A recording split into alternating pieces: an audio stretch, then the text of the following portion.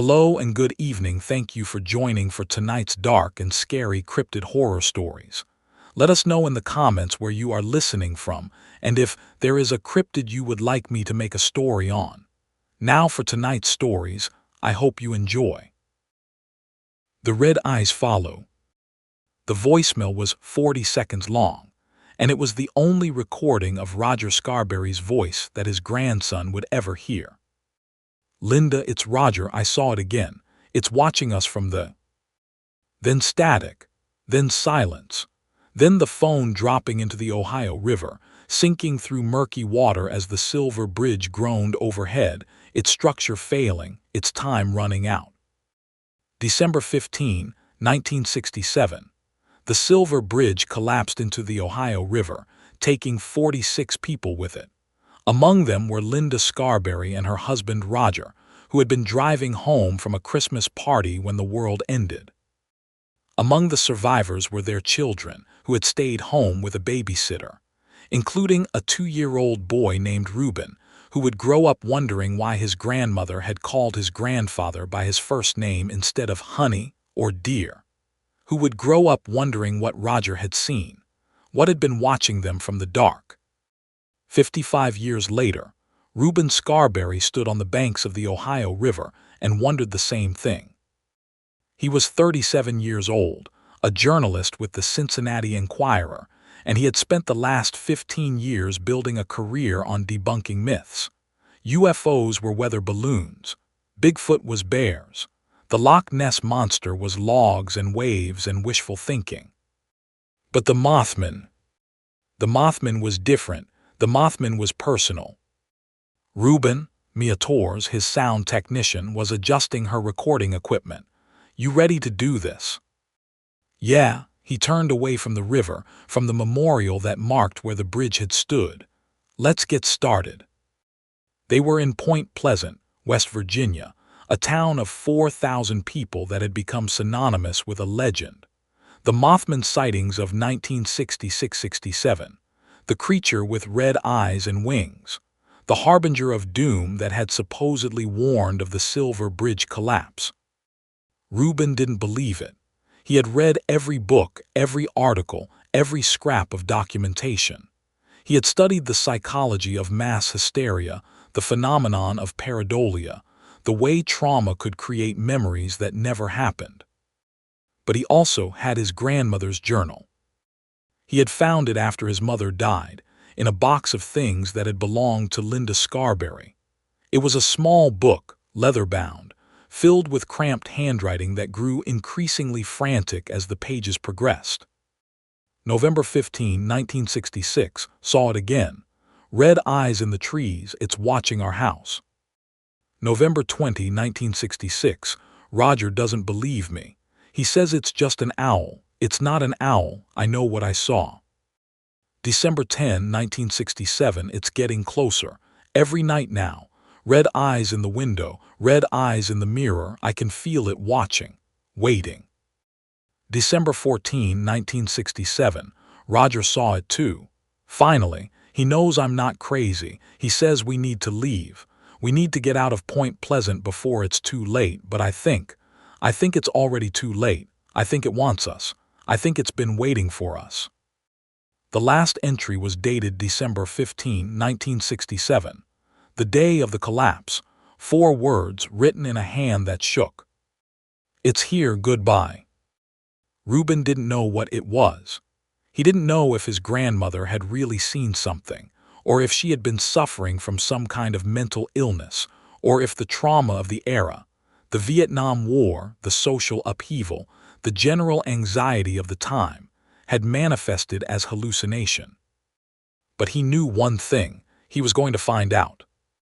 This is Reuben Scarberry, he said, looking into Mia's camera. We're in Point Pleasant, West Virginia, 55 years after the silver bridge collapse that killed 46 people and made this town famous for something else entirely, the Mothman. He gestured to the river behind him. My grandparents died on that bridge. My grandmother spent the last month of her life claiming she was being watched by a creature with red eyes. And today, I'm going to find out if there's any truth to the legend, or if it's just another case of mass hysteria and misidentification. Cut, Mia said. That was good. Want to do another take? No, that was fine. Let's get to the TNT area. The TNT area was where the sightings had begun. An abandoned munitions plant from World War II, where igloos, concrete domes used for storing explosives, still dotted the landscape. It was there, on November 15, 1966, that two young couples had reportedly encountered a 7-foot-tall creature with wings and glowing red eyes. Reuben had read the police reports.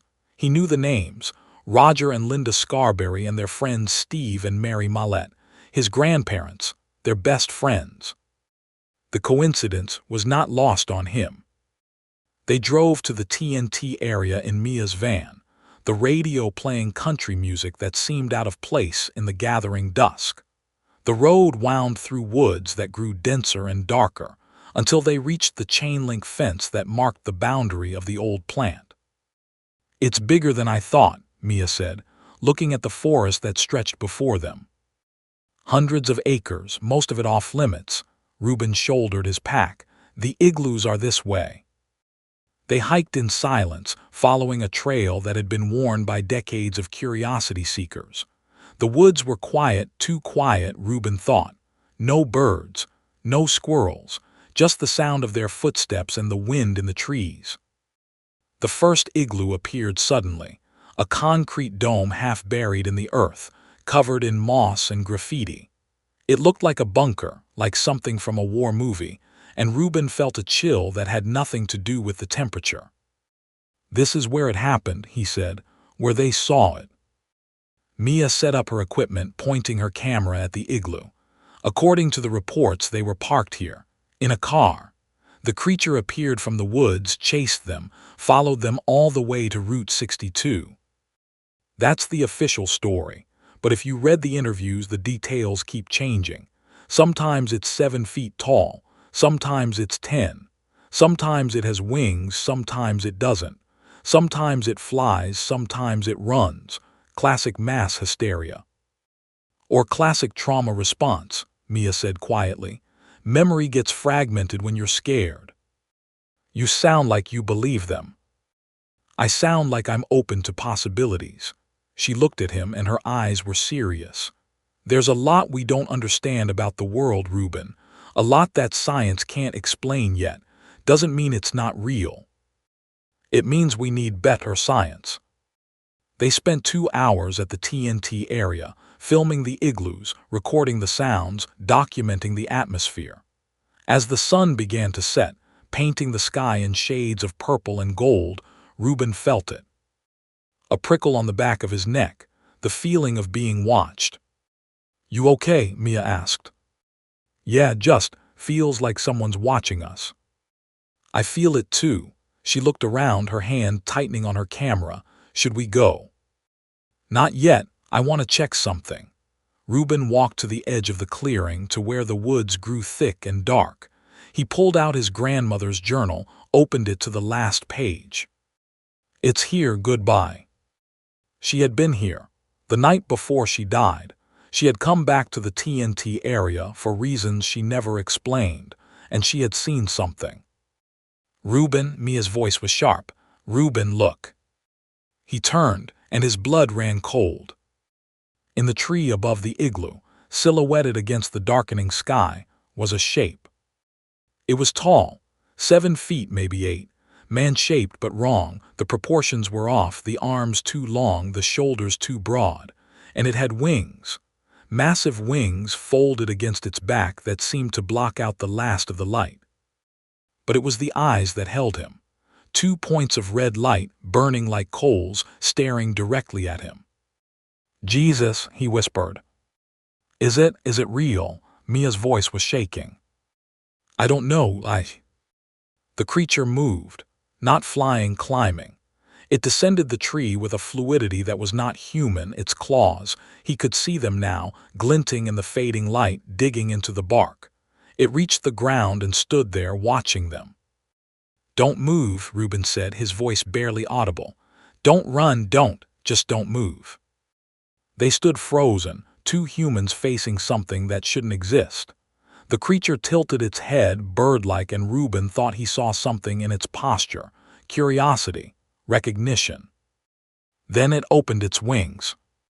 They were massive, 20 feet across, maybe more. Not feathered but not bare either. Covered in something that looked like skin but stretched tight, almost translucent. Through them, Reuben could see the last of the sunlight, reddened and diffused. The creature beat its wings once. The sound was like thunder, like wind, like the world tearing open. The force of it knocked Reuben and Mia both to the ground, sent their equipment flying. And then it was gone. Up into the sky, vanishing into the darkness with a speed that defied physics. They lay there for a moment, stunned, the wind still howling around them. Then Mia began to laugh, a hysterical, broken sound. Did you see that? Did we just? Is this real?"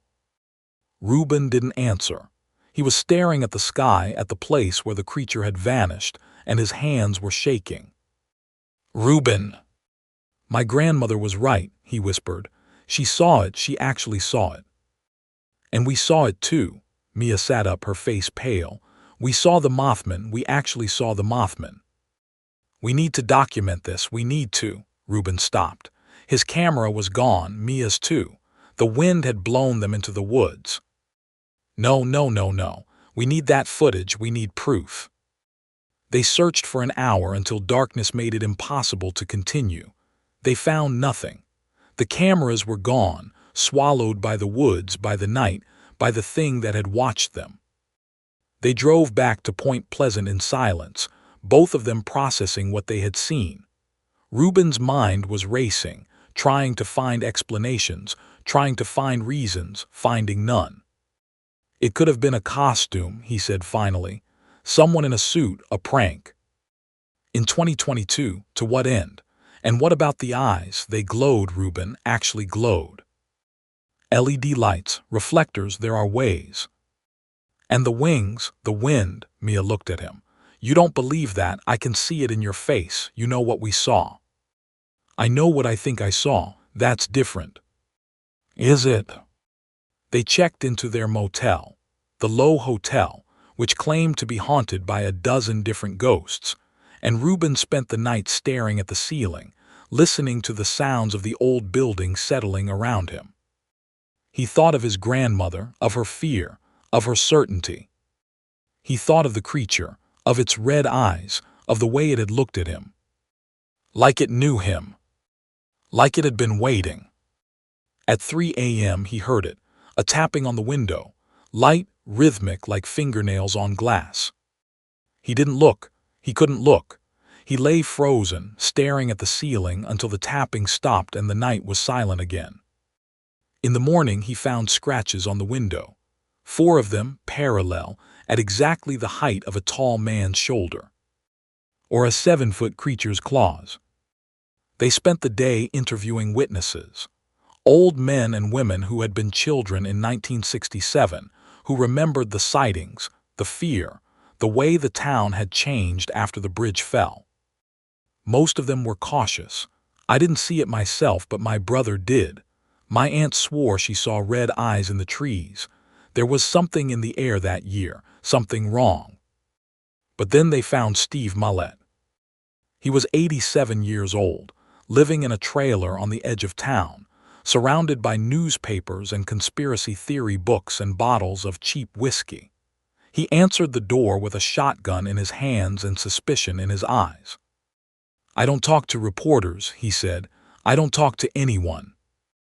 "Mr. Mallette, my name is Reuben Scarberry. Linda Scarberry was my grandmother." The old man's face changed. The suspicion faded, replaced by something that looked almost like pain. "Linda's grandson," he whispered. "Little Reuben, all grown up." "You remember me?" "I remember you." Steve lowered the shotgun. "You were just a baby when it happened." He stepped back from the door. "Come in, both of you, but I warn you, what I have to say you might not want to hear." The trailer was cramped and smelled of mold and old age. Steve cleared a space on the couch and sat across from them, his hands shaking. You saw it, Reuben said. In 1966, you and my grandparents, you saw the Mothman. I saw it, Steve agreed. We all did. We were parked at the TNT area just like the stories say, and it appeared out of nowhere just there. What did it look like? Like a man, like a bird, like a statue come to life. Steve's eyes went distant. It had no face, just eyes, red eyes and wings. God, those wings. When it spread them, they blocked out the sky. Did it attack you? No, it just watched us, followed us.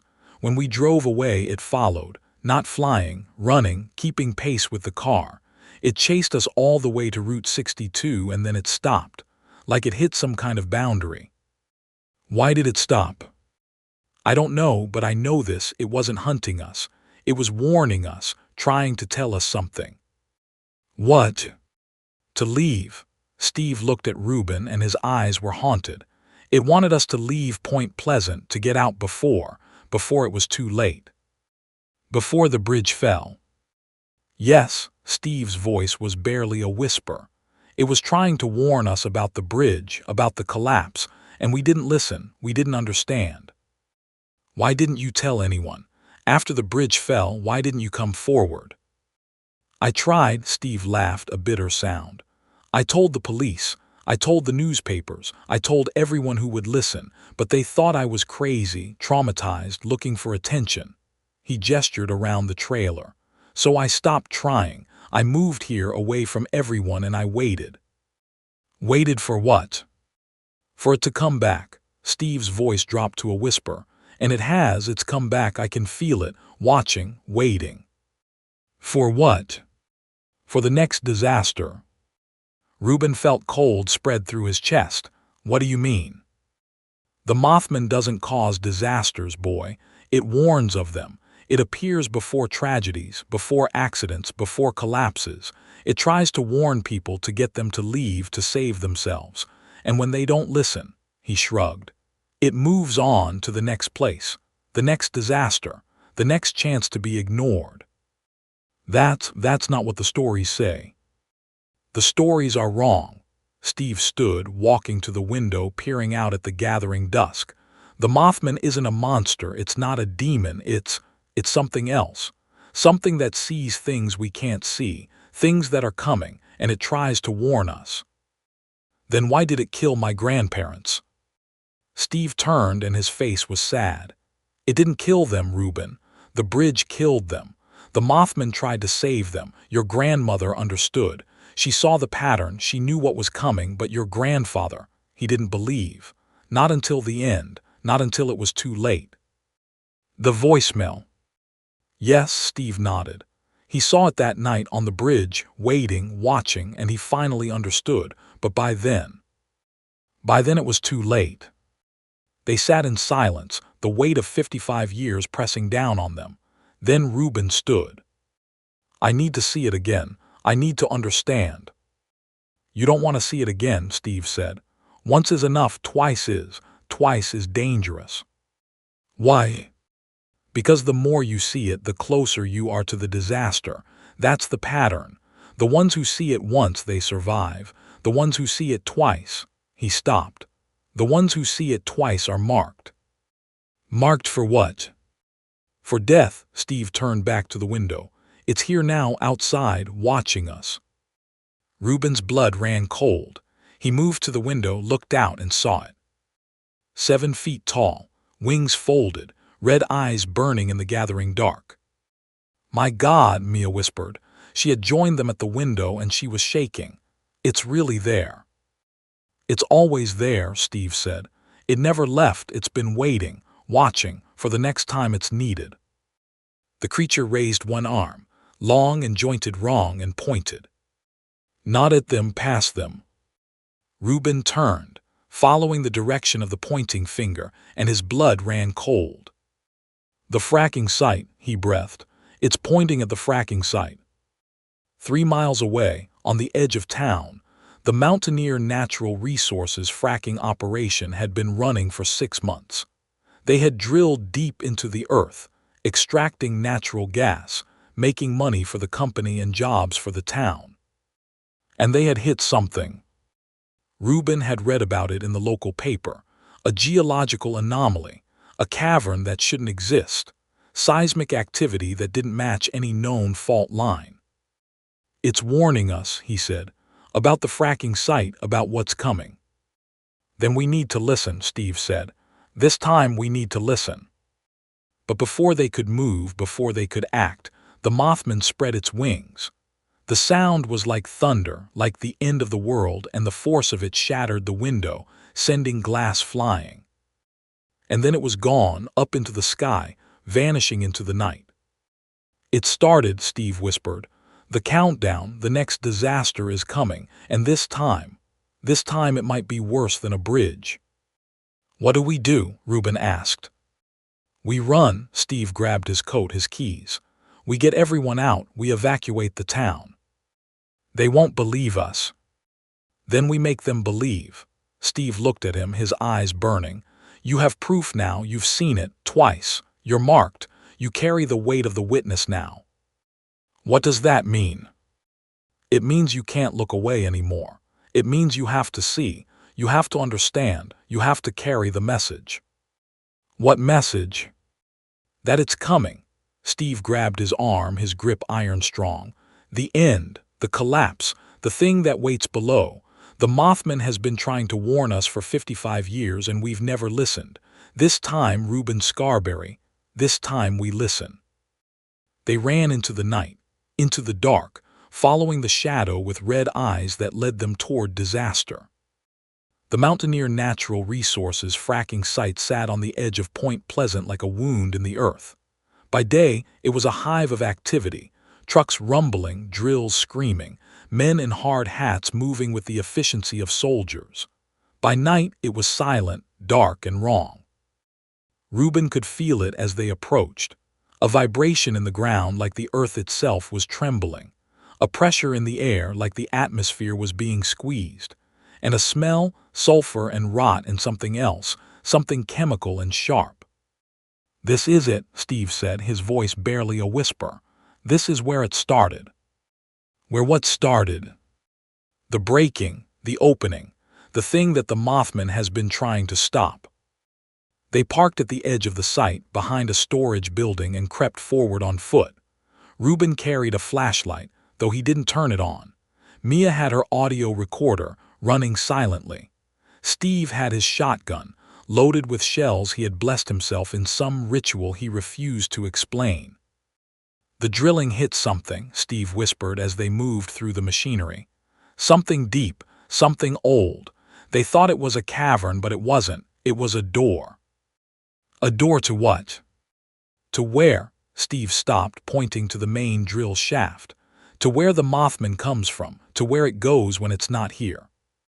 The drill shaft was massive, a tower of steel rising 50 feet into the air. At its base, a concrete pad marked the entrance to the earth, and around that pad Reuben could see something that made his blood run cold. Symbols carved into the concrete, ancient symbols that matched the ones in his grandmother's journal. "They found them down there," Steve said.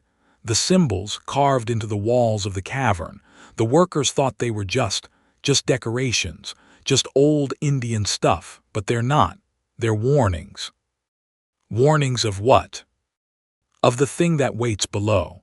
Steve turned to face him, and his eyes were haunted. "There's something down there, Reuben. Something that was here before humans, before animals, before life itself. It sleeps in the deep places in the hollow earth, and when it wakes, the world ends." "And the Mothman?" "The Mothman is its opposite, its guardian, its jailer. The Mothman watches the door, keeps it closed, warns us when it's opening." Steve's voice dropped to a whisper. "And it's opening now. The drilling, the fracking, it's weakened the barriers. The thing is stirring, and when it wakes, then we need to stop it." "How?" Steve laughed, a bitter sound. "We can't even see it, can't even understand it. All we can do is run, get out before it breaks through." "That's not good enough." Reuben walked to the drill shaft, looking down into darkness that seemed to drink the light. "There has to be another way, to close it, to seal it." There is, a voice said. They spun around, weapons raised, and saw a figure emerging from the shadows. It was a woman, tall, thin, with silver hair and eyes that seemed to glow in the dark. She wore a coat that was too heavy for the weather, and her hands were hidden in her pockets. "Who are you?" Reuben demanded. "Someone who knows what you know," the woman said. "Someone who has seen the red eyes, who has carried the message, who has tried to warn the world." "You're a witness." "I was." The woman stepped closer, and Reuben could see that she was older than she first appeared, ancient almost. "In 1967 I was here. I saw the Mothman. I tried to warn people about the bridge. They didn't listen." "You were here in Point Pleasant." "I was here." The woman smiled, a sad expression.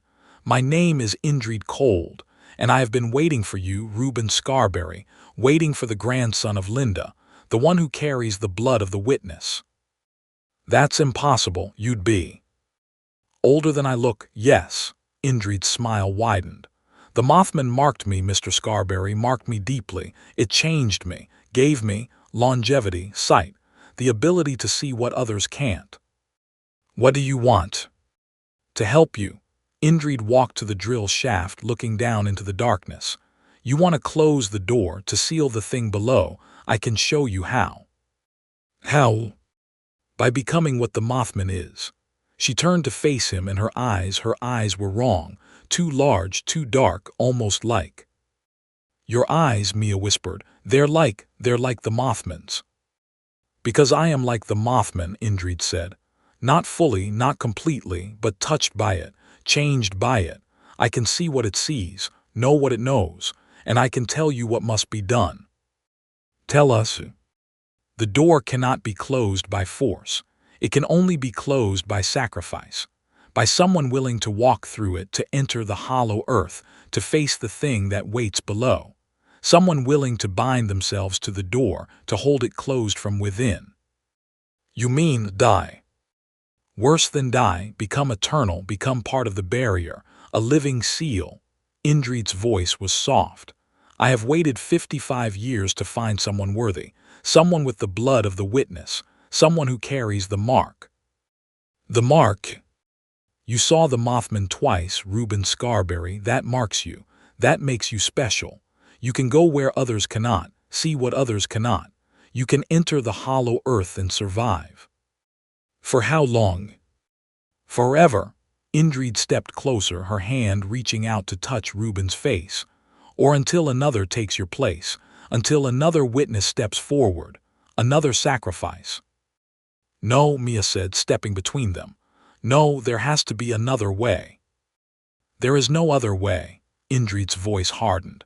"The thing is waking, the door is opening. In 3 days it will break through, the earth will shake, the sky will burn, Point Pleasant will be swallowed, and then the world. The only hope is to seal it, now, tonight." "Then let me do it," Steve said. "I'm old, I'm dying anyway, let me go." "You are not marked," Indrid said. "You saw the Mothman, yes, but you did not see it twice. You do not carry the weight. If you enter the hollow earth, you die, nothing more." "And if Reuben enters?" "He becomes the seal, the barrier, the thing that holds the door closed." "And if he refuses?"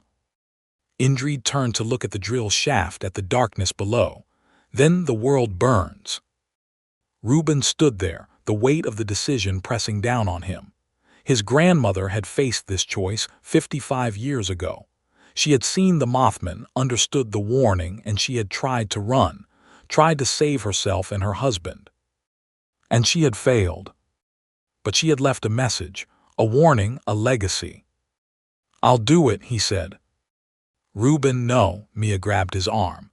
"You can't, there's no proof this will work, no proof any of this is real." "I saw the Mothman."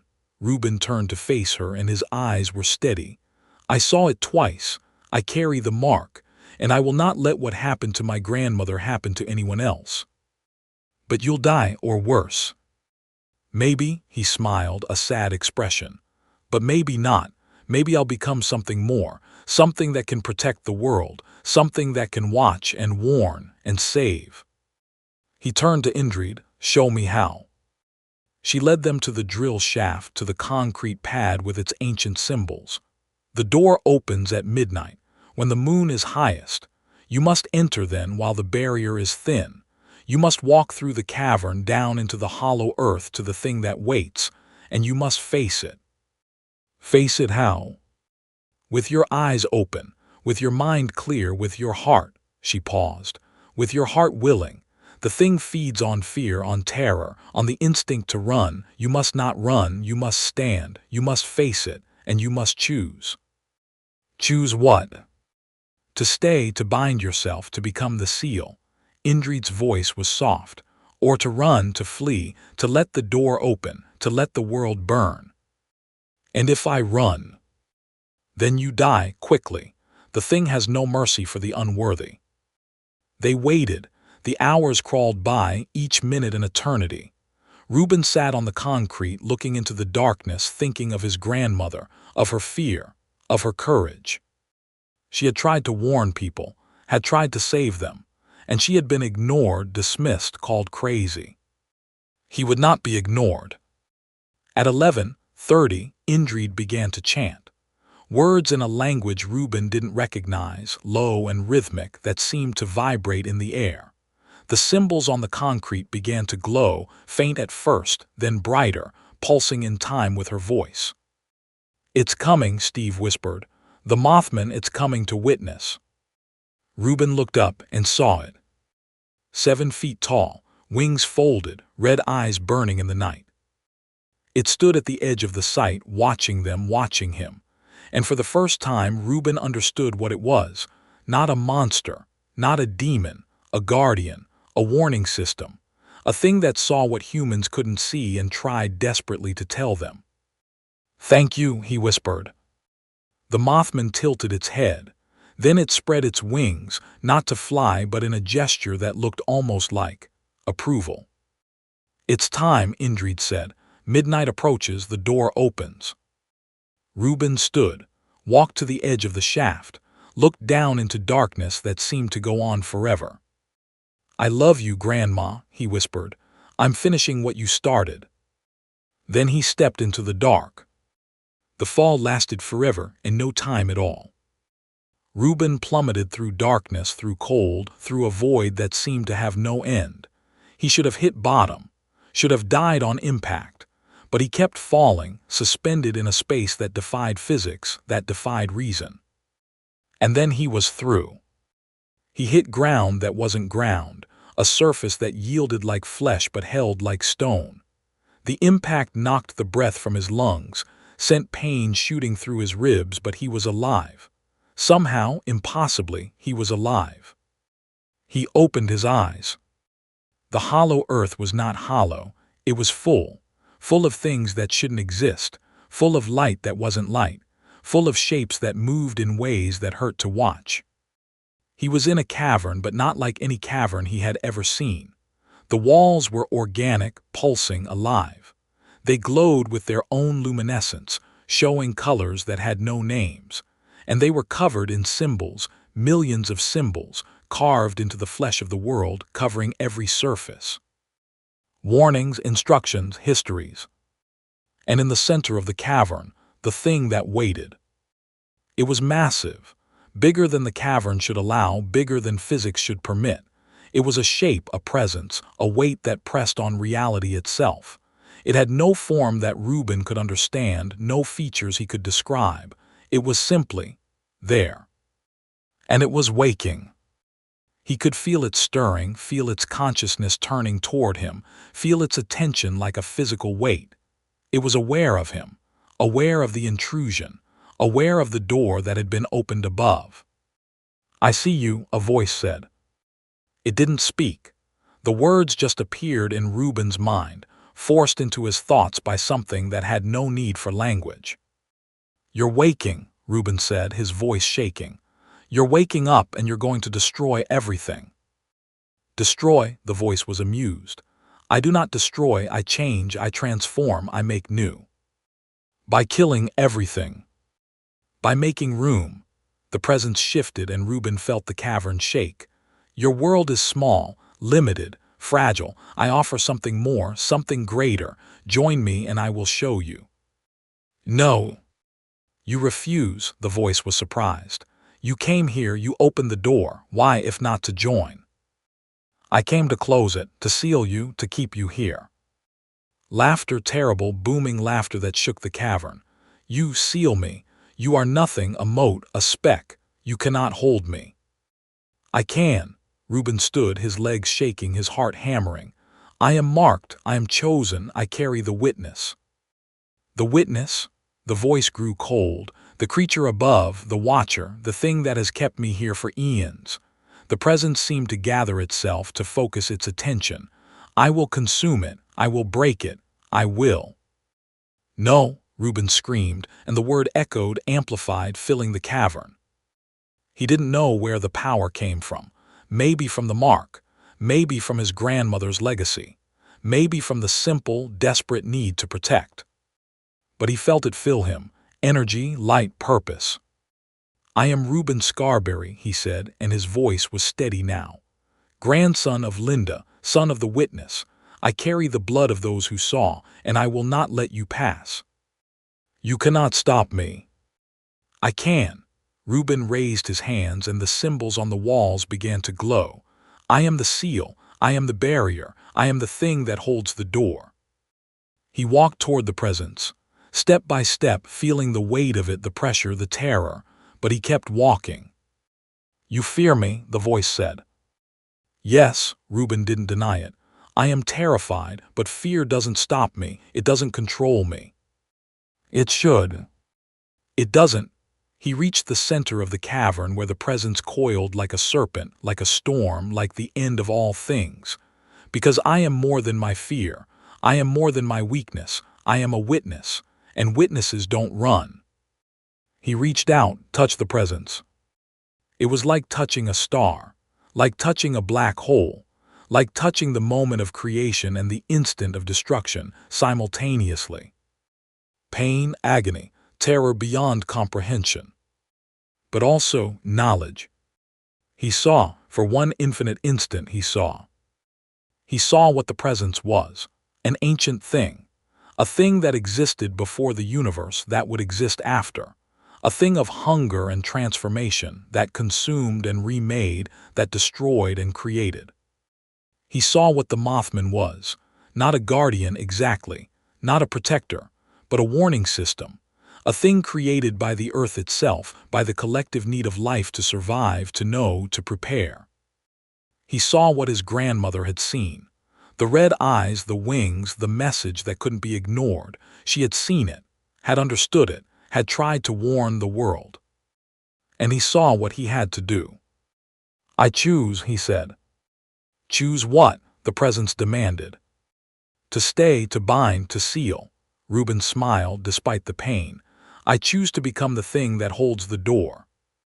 "You will die." "I will change." Reuben felt the symbols on the walls responding to his choice, felt the energy of the cavern flowing into him. "I will become part of the barrier, part of the warning, part of the system that keeps you here." "Why?" The voice was genuinely confused. "Why would you give everything for them, for humans they don't even believe?" "That's why." Reuben felt himself changing, felt his body becoming something else, something more. "Because they don't believe, because they need someone who does, someone who can see, someone who can warn." "You will be alone forever." "I won't be alone." Reuben thought of his grandmother, of Steve, of Indrid Cold, of all the witnesses who had come before. "I'll be with them, the others, the ones who carry the mark." "They are few." "They are enough." Reuben felt the transformation complete, felt himself becoming part of the cavern, part of the barrier, part of the seal. "And now I seal the door." He screamed, not in pain but in power. The scream echoed through the cavern, through the hollow earth, through the world above. It was a scream of binding, of sealing, of closing. The symbols blazed, the cavern shook, the presence howled. And the door began to close. Reuben felt himself spread out thin, becoming part of the barrier. He was no longer a man. He was a presence, a consciousness, a thing of light and symbol and will. He felt the Mothman above, felt its red eyes, felt its recognition. "Thank you," he whispered, though he no longer had lips. The Mothman answered, not with words but with a pulse of light, an acknowledgement, a passing of the torch. The new guardian was in place, the seal was complete, the door was closed. And Reuben Scarberry, grandson of Linda, became part of something older and greater than himself. Above in Point Pleasant the earth shook, not the catastrophic earthquake that would have signaled the end but a tremor, a warning, a message. The fracking site collapsed, the drill shaft fell in on itself, the cavern was buried under tons of earth, sealed forever. Mia and Steve stood at the edge, watching as the ground settled. They didn't speak. They didn't need to. They knew. And in Chicago, 300 miles away, a man named David was closing his apartment window when he saw something. 7 feet tall, wings folded, red eyes burning in the dark. Watching him. Waiting. David froze, his heart hammering, his breath caught in his throat. He had heard the news, seen the reports, the collapse in Point Pleasant, the strange lights, the rumors of something in the sky. He had dismissed it all, just like everyone dismissed it all. But now, the creature spread its wings. The sound was like thunder, and then it was gone up into the night, vanishing into the darkness. But David knew. He knew what it meant. The Mothman was warning him, warning of something coming, something terrible. And this time he would listen. He would believe. He would prepare. Because some legends don't die, they just wait, and watch and warn. And when the time comes, when the disaster approaches, when the world is about to break, the red eyes follow. The Wolf Women of Mobile. The night smelled of creosote and magnolia blossoms, of humid air so thick it could suffocate a man where he stood. In the Plateau District of Mobile, Alabama, where the Davis Avenue bars bled their music into the streets, and the shadows seemed to grow teeth after midnight, April Fool's Day had always been a time for pranks and laughter. But in 1971, something ancient woke from its slumber and walked among the humans, and the laughter turned to screams that still echo in the nightmares of those few who survived. Marcus Webb stumbled out of Jasper's tap room at 5 minutes past midnight, his belly full of cheap bourbon and his mind clouded with the kind of hazy bravado that only 3 hours of steady drinking could provide. He was laughing at something. He couldn't remember what. Some joke about April Fools and how nobody could fool old Marcus, and he nearly walked into the streetlight pole before catching himself with a hand that felt numb and distant, like it belonged to someone else. "Damn," he muttered, and his voice sounded wrong in his own ears, too loud, too hollow. The streetlight above him flickered, once, twice. Then it steadied, casting a pale yellow cone of illumination onto the cracked concrete below. Marcus blinked, trying to focus his swimming vision, and that was when he saw her. She stood at the edge of the light, where the darkness of the alley began its slow swallowing of the world. At first, Marcus thought she was a woman. There was the silhouette of a woman's head and shoulders, the suggestion of flowing hair, something almost beautiful in the way she held herself. But then his eyes adjusted to the gloom, and his laughter died in his throat like a bird hitting a window.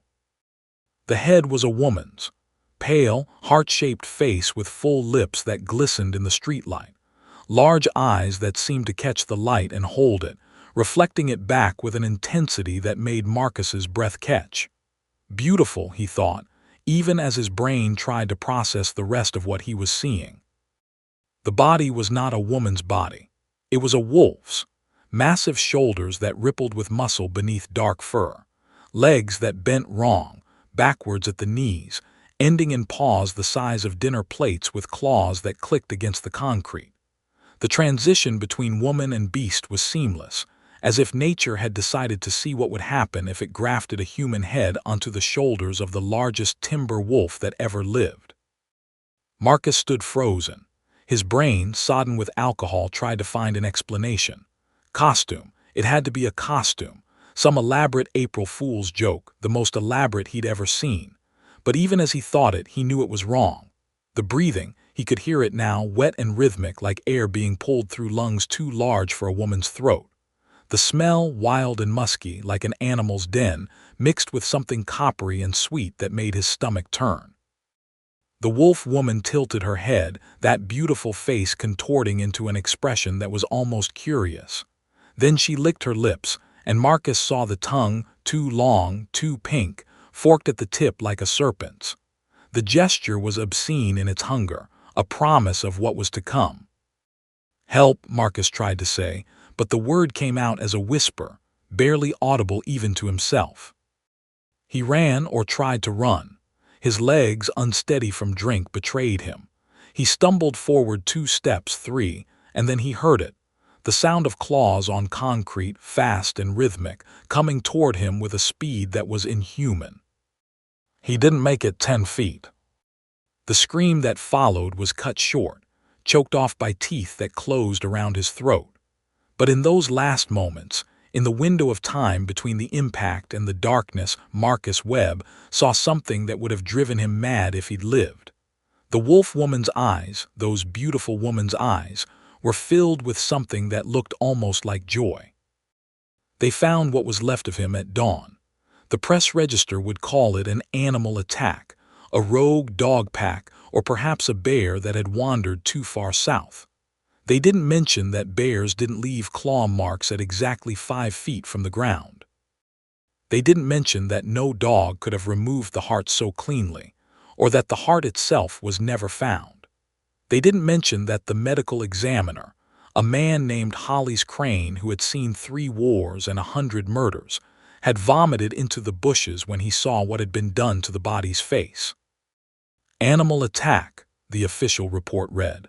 But Hollis Crane knew better, and so did the woman watching from across the street, hidden in the shadow of a live oak tree, her face pale and beautiful in the morning light. Detective Frank Booker stood over the crime scene with a cigarette burning down to his fingers, the smoke curling around his face like a ghost. He was 42 years old, a veteran of the Mobile Police Department's Homicide Division, and he had seen things that would break lesser men. He had seen the aftermath of shotgun suicides and bathtub drownings, of domestic disputes that ended in knives and broken bottles, of the casual brutality that humans inflicted on each other every day in the name of love or hate or simple stupidity. But this was different. "You gonna put that out, Frank, or let it burn your hand?" Officer Sarah Jenkins asked, her voice carefully neutral. She was new to the detective squad, transferred from Birmingham after some kind of trouble that Booker hadn't bothered to investigate. She was young, black, and ambitious, the trifecta of disadvantages for a woman in Alabama law enforcement in 1971. But Booker had seen her work a crime scene, had watched her catalog evidence with a thoroughness that bordered on obsession, and he had decided that he didn't care about her past or her present. All that mattered was that she was good at her job. "Evidence," Booker muttered, dropping the cigarette and grinding it under his heel. "Who smokes Raleighs?" "Holly says the wounds are inconsistent with anything native to Alabama," Jenkins said, consulting her notebook. "He thinks maybe an exotic pet. Lion, maybe. Tiger. Something escaped from a circus or private collection." "Lions don't hunt like this," Booker said, squatting down to examine the ground near the body. "See these, drag marks, but they're shallow. Whatever did this didn't drag him far. It killed him here and it took something, but it didn't drag the body."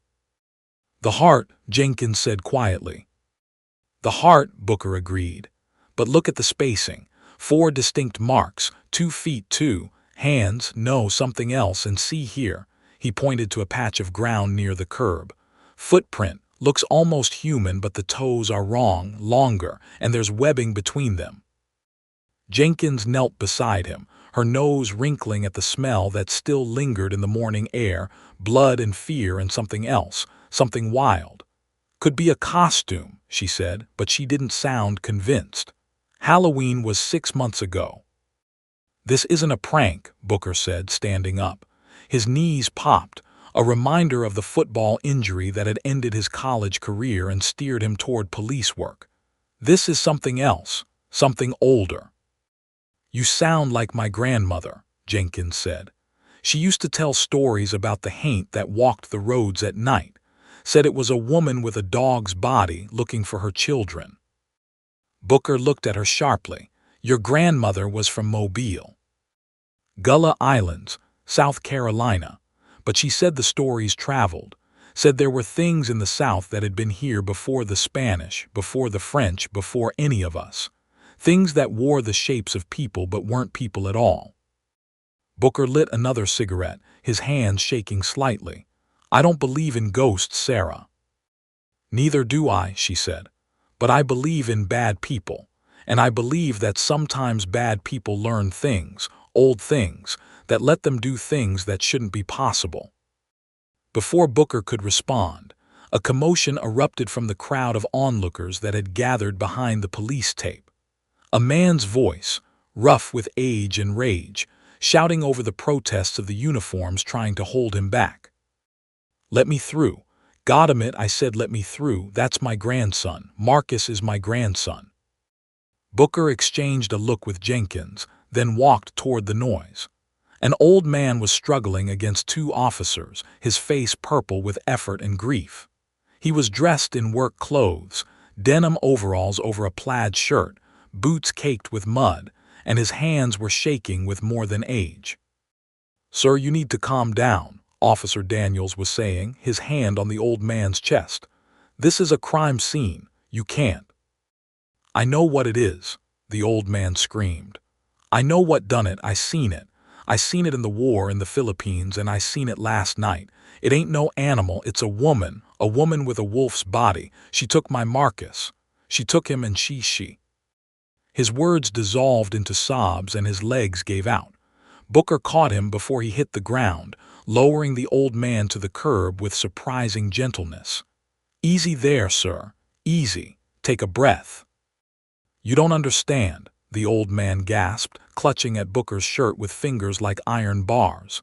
She's real, and she's here, and she's gonna take more. She's always hungry, always. What's your name, sir? Webb, Lloyd Webb. Marcus was. He was my daughter's boy. She died birthing him, and I raised him. And now he's. Booker helped the old man to his feet, guiding him toward a patrol car. Officer Jenkins, get Mr. Webb some water, and find out where he's staying. I want to talk to him when he's calmed down. You're gonna think I'm crazy, Webb said, his voice dropping to a whisper. Everyone thinks I'm crazy, but I seen it.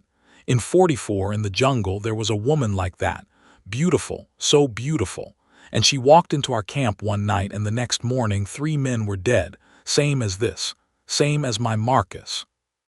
Booker said nothing, just helped the old man into the car. But as he walked back to the crime scene, he couldn't shake the feeling that Webb wasn't crazy at all.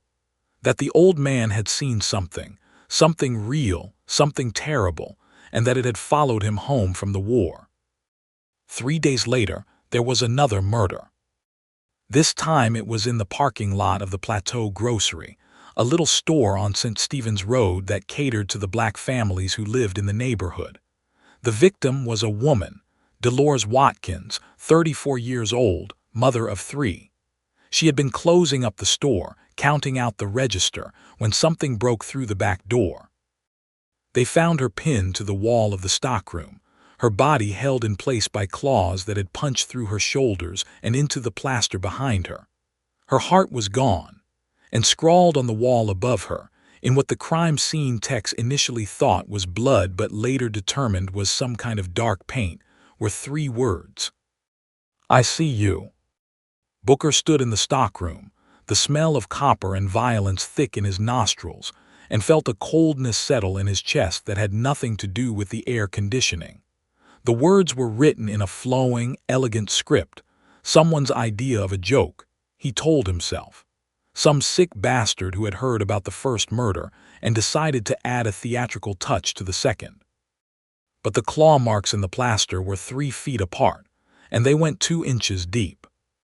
"Frank," Jenkins stood in the doorway, her face pale. "You need to see this." She led him around the building to the back alley, where a dumpster sat against the wall. A uniformed officer was bent over, retching into the bushes. Jenkins pointed to the space between the dumpster and the wall. There was a footprint in the mud, clear and perfect, preserved by the damp ground. It was a woman's footprint, size 7 maybe, with delicate toes and a high arch. But the heel was wrong. It wasn't a heel at all. It was a paw pad, the kind you might see on a large dog or wolf, complete with the rough texture of skin and the indentation of weight. "It's a costume," Booker said, but even he could hear the desperation in his voice. "Someone wearing special shoes, stilts maybe, something to make them taller." "Look closer," Jenkins said. Booker knelt, pulling out his flashlight. The footprint was deep, pressed into the mud with force that suggested considerable weight. And there were others, leading away from the scene down the alley toward the woods that began at the edge of the Plateau district. He followed them. Jenkins followed him. The footprints continued for 100 yards, then 200, then into the trees. And here, in the soft earth of the forest floor, the illusion of humanity began to break down. The footprints became paw prints. The elegant stride became a lope. And Booker found himself standing at the edge of a clearing, staring at something that made his blood run cold. A den, or something like a den. The earth was hollowed out beneath the roots of a fallen oak, creating a space large enough for a person, or something person-sized, to curl up and sleep. And scattered around the entrance were bones. Not human bones.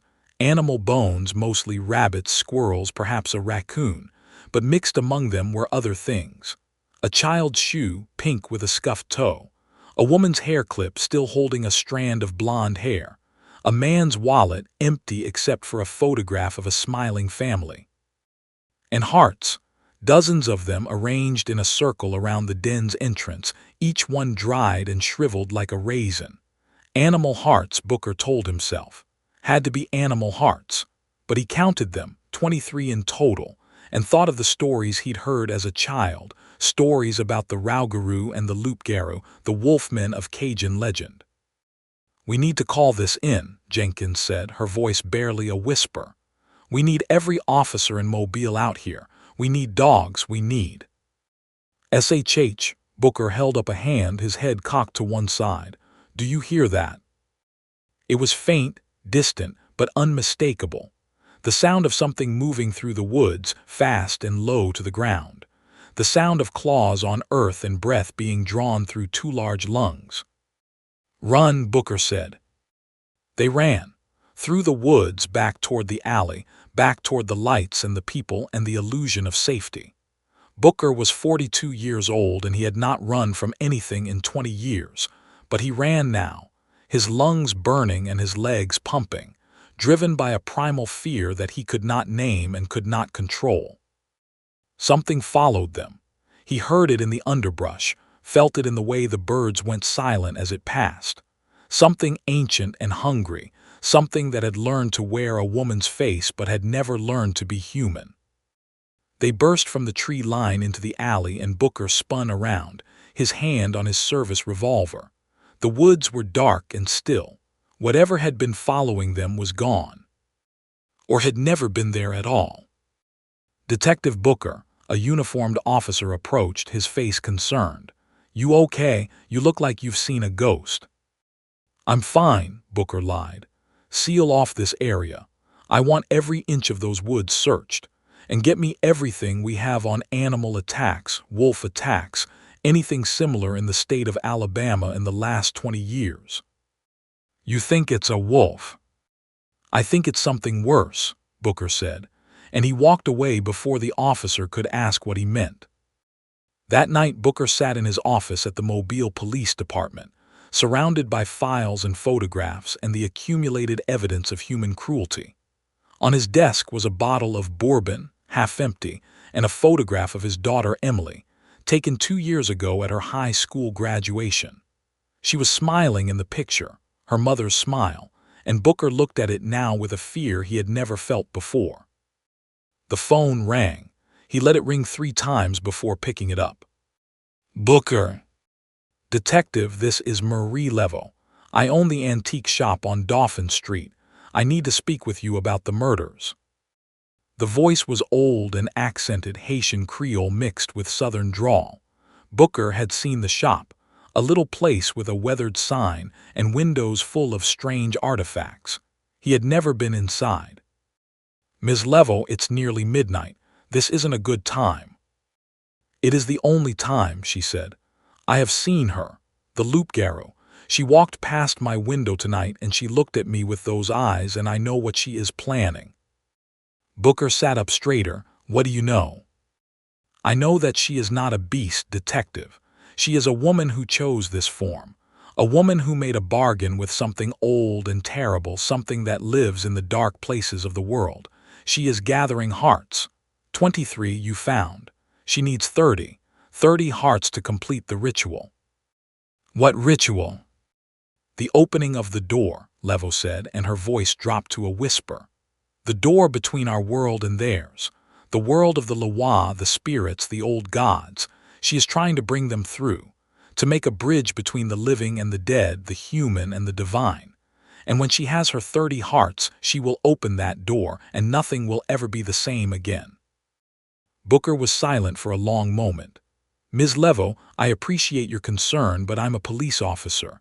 I deal in facts, evidence, cold, hard reality. I don't.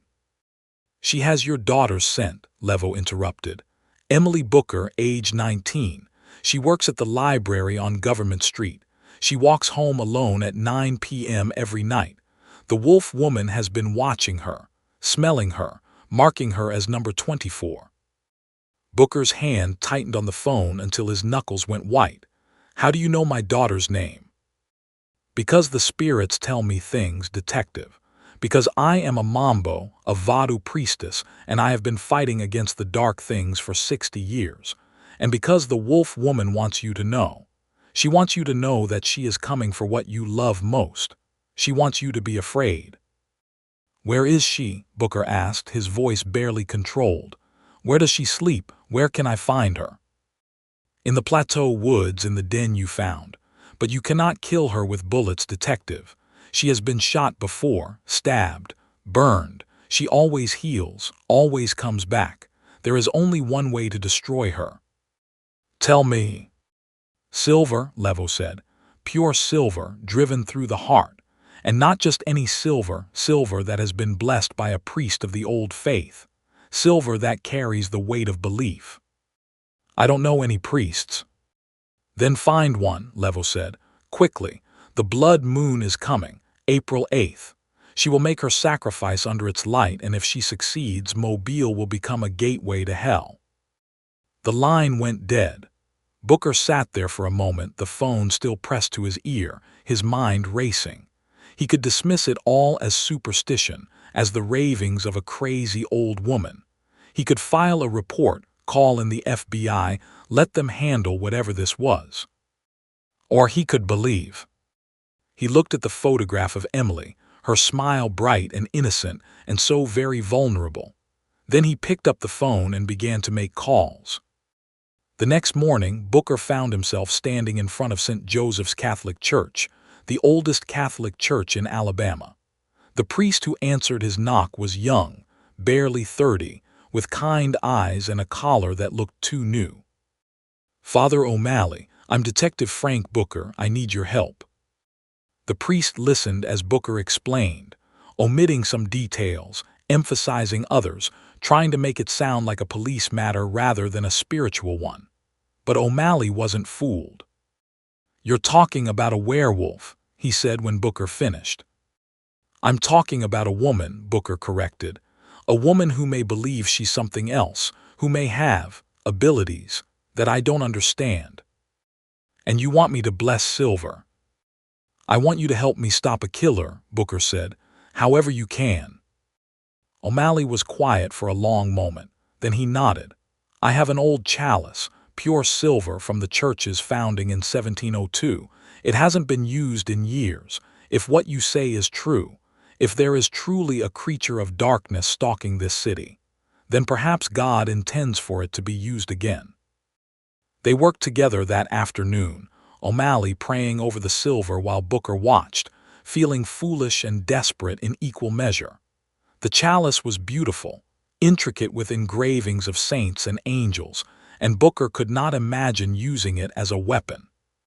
But then he thought of Emily, and his resolve hardened. "It is done," O'Malley said finally, holding out the chalice. "But detective, be careful. Evil is not so easily destroyed, and the woman you hunt, she was human once. She made a choice. There is always the possibility of redemption." "She killed 2 people," Booker said. "She's going to kill more. I'll worry about redemption after she's dead." He took the chalice, wrapped it in cloth, and left the church. Behind him, Father O'Malley crossed himself and whispered a prayer for the detective's soul. That evening, Booker met with Roy Pettigrew. The old Marine lived in a trailer on the edge of the Plateau district, surrounded by rusted cars and broken appliances. He was 70 years old, his hair white and thin, his body twisted by arthritis and old wounds. But his eyes were sharp, and his hands were steady as he cleaned the deer rifle that lay across his knees. "You think you're the first one to come to me?" Pettigrew asked, not looking up from his work. "3 others last 5 years, all saying there's something in the woods, all saying they need help hunting it. And they're dead," Pettigrew said flatly, "or disappeared. Something in those woods doesn't like hunters." "Something in those woods killed my granddaughter's friend," Booker said, "and it's going to kill again unless we stop it." Pettigrew finally looked up, his eyes narrowing. "Your granddaughter?" "Emily, she's 19, works at the library." "Describe her." Booker did, tall for a girl, dark hair, green eyes, the small scar on her chin from a bicycle accident when she was 7. As he spoke, Pettigrew's face went pale. "I seen her," the old man whispered, 2 nights ago, walking home, and there was something in the trees watching her, something with a woman's face." Booker's blood ran cold. "Why didn't you say something?" "Because I thought I was crazy." Pettigrew slammed his hand on the arm of his chair. "Because I've been seeing things since the war, things that ain't there, things that can't be there. But you're telling me. You're saying it's real." "It's real," Booker said, "and I need your help to stop it." Pettigrew was silent for a long moment. Then he stood, his knees popping, and walked to a cabinet in the corner of the trailer. He opened it and removed a box, old and wooden, with a lock that looked like it belonged on a pirate's chest. "My grandfather gave this to me," Pettigrew said, opening the box. Inside, wrapped in oilcloth, was a knife long and curved, with a blade that seemed to drink the light. He took it off a German officer in the First World War, said it was used for killing demons, said it was made from a meteorite, iron from the stars, pure and cold. He held out the knife. Booker took it, feeling the weight of it, the strange balance that seemed to pull toward the earth. "Silver doesn't work on everything," Pettigrew said, "but this might." "You're coming with me," Booker said. "I need someone who knows those woods, someone who can track." "I haven't tracked anything in 20 years. "But you can, and you will, because if you don't, more people die, and the next victim might be Emily." Pettigrew looked at Booker for a long moment, reading something in the detective's face. Then he nodded. "Tomorrow, at dawn, we go into those woods and we find this thing and we end it." "Tomorrow," Booker agreed. But that night, the wolf woman came for Emily. Booker was sitting in his living room, the blessed chalice on the table beside him and Pettigrew's knife sheathed at his belt, when the phone rang. He knew before he picked it up that something was wrong. He knew in the way his heart stopped, in the way the air went still. "Daddy," Emily's voice, small and scared. "Daddy, there's something outside, something looking in the window. It has a woman's face, but it's not a woman. Oh God, Daddy, it's smiling at me." "Emily, listen to me." Booker was already moving, grabbing his keys, heading for the door. Lock the doors, lock the windows, get to your room and barricade yourself in. I'm coming right now. It knows my name, Emily whispered. It keeps saying my name, and it has something in its hands, something red, I think. I think it's a heart. I think it's showing me a heart. Emily. The line went dead. Booker drove through the streets of Mobile like a madman, running red lights, swerving around slower cars, his mind filled with images of his daughter's face, his daughter's blood, his daughter's heart held in monstrous hands. He reached the library in 5 minutes, a drive that should have taken 15, and slammed to a stop in the parking lot. The library was dark. The front door was locked, but around the side the window was broken, glass scattered across the grass like diamonds. Booker drew Pettigrew's knife and climbed through the window, cutting his hand on the glass but not feeling the pain. The library was silent except for the sound of his breathing and the frantic beating of his heart. Emily. No answer. He moved through the stacks, the knife held before him, his eyes straining to see in the dim light that filtered through the windows. Past the mystery section, past the romances, past the children's books with their bright covers and happy endings. In the back near the emergency exit, he found blood. Not much, just a smear on the door frame and a single drop on the floor, but it was enough. Booker felt his world tilt, felt the floor drop out from under him. He staggered, caught himself on a bookshelf and threw up on the carpet. Then he heard it, laughter, soft and feminine coming from somewhere outside. He ran to the door, threw it open and saw her. The wolf woman stood in the parking lot, her pale face turned toward the moon, her muscular body tense and ready. And in her arms, limp and unconscious but still breathing, still alive, was Emily. "Put her down," Booker screamed, raising the knife. "Put her down or I swear to God I'll kill you." The wolf woman turned to face him. Her eyes, those beautiful, terrible eyes, fixed on his, and she smiled. It was not a human smile. It was too wide, too toothy, filled with hunger and mockery. "Come and get her," the creature said, and her voice was the voice of a woman, soft and melodious, with an accent Booker couldn't place. "Come to the woods, detective. Come to my den, and bring your silver. Let's see if it burns." She turned and ran, faster than any human could run, carrying Emily as if she weighed nothing. Booker chased her, his old legs pumping, his lungs screaming, but he was no match for her speed. By the time he reached the edge of the woods, she was gone, vanished into the darkness, and only the sound of her laughter remained. Booker fell to his knees in the dirt, the knife slipping from his fingers, and wept. He wept for his daughter, taken by something he couldn't understand. He wept for his wife, dead these 10 years and spared this horror. He wept for himself, for his failures, for his helplessness in the face of evil. And when the tears were done, he picked up the knife and stood. "I'm coming for you," he whispered to the woods. "I'm coming and I'm going to end you." Behind him in the parking lot, a car door slammed. Booker turned to see Roy Pettigrew approaching, the old Marine's face grim and determined. "Heard it on the radio," Pettigrew said. "Library break-in, young woman abducted, figured you'd need help." "She has Emily," Booker said. "She took her to the den, the one in the Plateau Woods." "Then that's where we're going." Pettigrew checked his rifle, loaded with shells he had fashioned himself, lead mixed with iron filings, blessed by a priest in a midnight ceremony that he refused to describe. "But not tonight.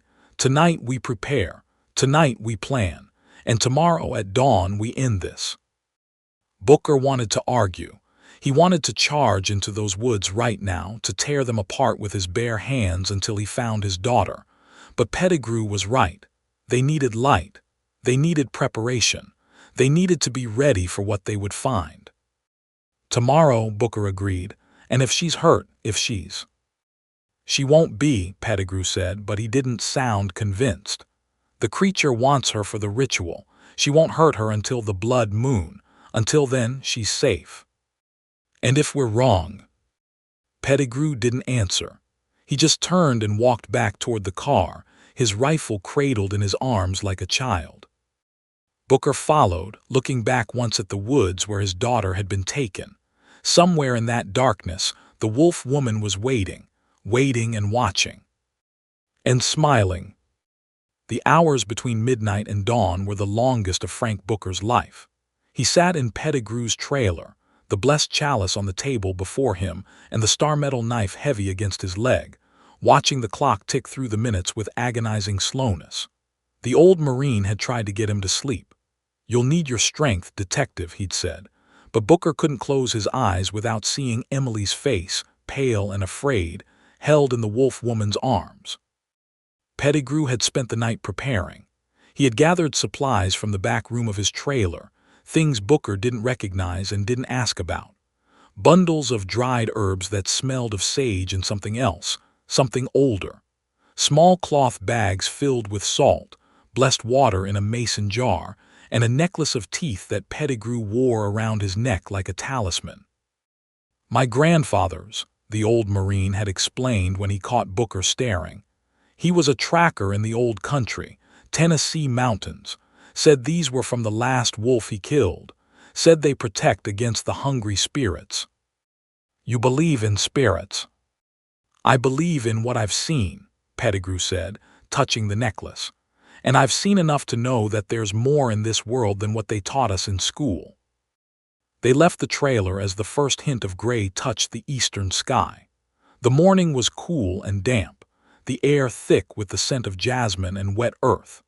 Pettigrew led the way, his rifle in his hands and his eyes scanning the tree line with the alertness of a man who had survived jungles and deserts and come home with pieces of himself missing. "We go in quiet," Pettigrew whispered as they reached the edge of the woods. "No talking, no sudden movements, and if I tell you to run, you run, don't think, don't hesitate, just run. I'm not leaving without Emily." "I know, that's why I'm telling you, because when the time comes you won't want to go, but if I say it, it's because staying means dying, and dying means she dies too." Booker nodded, though his jaw was set in a way that suggested he would argue when the moment came. They entered the woods, Pettigrew moving with a silence that belied his age, Booker stumbling behind, trying to match the old Marine's grace and failing. The plateau woods were ancient, older than Mobile itself, older than the French settlers who had first claimed this land. The trees were massive, oaks and pines and magnolias, their branches forming a canopy so thick that the morning light barely penetrated. The undergrowth was dense, thick with ferns and vines, and the skeletal remains of smaller trees that had lost the battle for sunlight. Pettigrew moved with purpose, following a trail that Booker couldn't see. Occasionally he would stop, kneel to examine something on the ground, a bent twig, a scuffed patch of earth, a tuft of dark fur caught on a thorn, and then continue on. "You're tracking her," Booker whispered. "Tracking them," Pettigrew corrected. "Look here." He pointed to a spot on the ground and Booker saw it, a footprint clear and perfect in the soft earth. But it wasn't alone. There were other prints, smaller, more human, bare feet, a woman's feet. "Emily," Booker breathed. "She's walking, she's not being carried." "Not anymore," Pettigrew agreed. "But look at the strides, see how they're uneven, she's hurt, or drugged, or both." The prints led deeper into the woods, toward a section that Booker didn't recognize. They had walked for nearly an hour and the trees had changed. The oaks and pines had given way to cypress, their roots rising from the earth like the fingers of buried giants. The ground was soft and wet, and Booker could smell water, stagnant water, old water, water that had been sitting still for too long. "Swamp," Pettigrew said. "She's taking them to the swamp." "Why?" "Because that's where the old things live, the things that were here before us. The water holds their memory." They pushed on, the ground growing softer with every step. Booker could feel the wet seeping into his shoes, cold and clammy against his skin. The mosquitoes were worse here, clouds of them that rose from the water in black waves, and Booker batted at them uselessly while Pettigrew seemed not to notice. Then Pettigrew stopped, raised his hand, pointed. Through the trees, visible in a clearing ahead, was a structure. It was old, old enough that Booker couldn't identify its original purpose. Some kind of shack, maybe, or a hunting blind. The wood was gray and rotting, the roof half collapsed, but there was something about it that made Booker's skin crawl. "The den," Pettigrew whispered. "She's expanded it, made it bigger." "Emily," Booker said, and started forward. Pettigrew grabbed his arm, his fingers like iron. "Wait, look." Booker looked and saw. Around the clearing, hanging from the trees like obscene fruit, were hearts. Dozens of them, more than the 23 they had found before. They were arranged in a circle, each one tied with twine to a lower branch, each one shriveled and dried but still recognizable for what it was. 29, Pettigrew counted. "She's been busy." "She needs 30, Booker remembered, "for the ritual. And she has Emily." They approached the clearing carefully, keeping to the shadows, their eyes fixed on the shack. It was quiet, too quiet. No birds sang. No insects buzzed. The silence was absolute, heavy, like the air before a storm. "Cover me," Pettigrew whispered, moving toward the nearest tree. "If she comes out, shoot. Don't hesitate." "I don't have a gun." "You have the knife. Throw it if you have to." Pettigrew reached the tree, pressed himself against the trunk, and peered around the corner. He held up a hand, all clear, and motioned for Booker to join him. They moved from tree to tree, circling the clearing, getting closer to the shack. The heart swayed in a breeze that Booker couldn't feel, and the smell hit him then, copper and rot and something else, something that reminded him of the butcher shop his father had worked in when Booker was a child. They reached the edge of the clearing, 20 feet from the shack's door.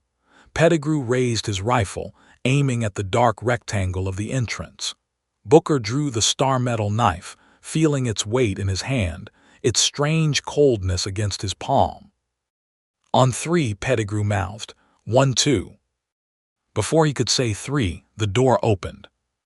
Emily stumbled out, her face pale, her eyes wide and unfocused.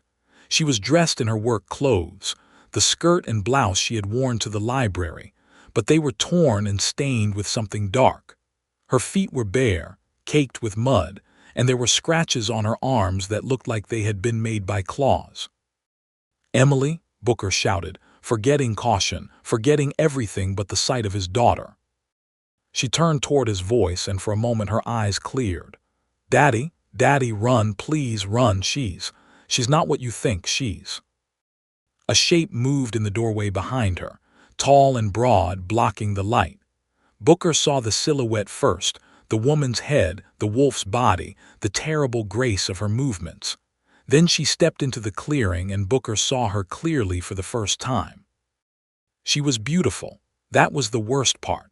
Her face was that of a woman in her prime, high cheekbones, full lips, eyes that were green and gold and seemed to glow with their own light. Her hair was long and dark, flowing over her shoulders like a river of midnight. If Booker had seen only her face, he would have thought her the most beautiful woman he had ever seen.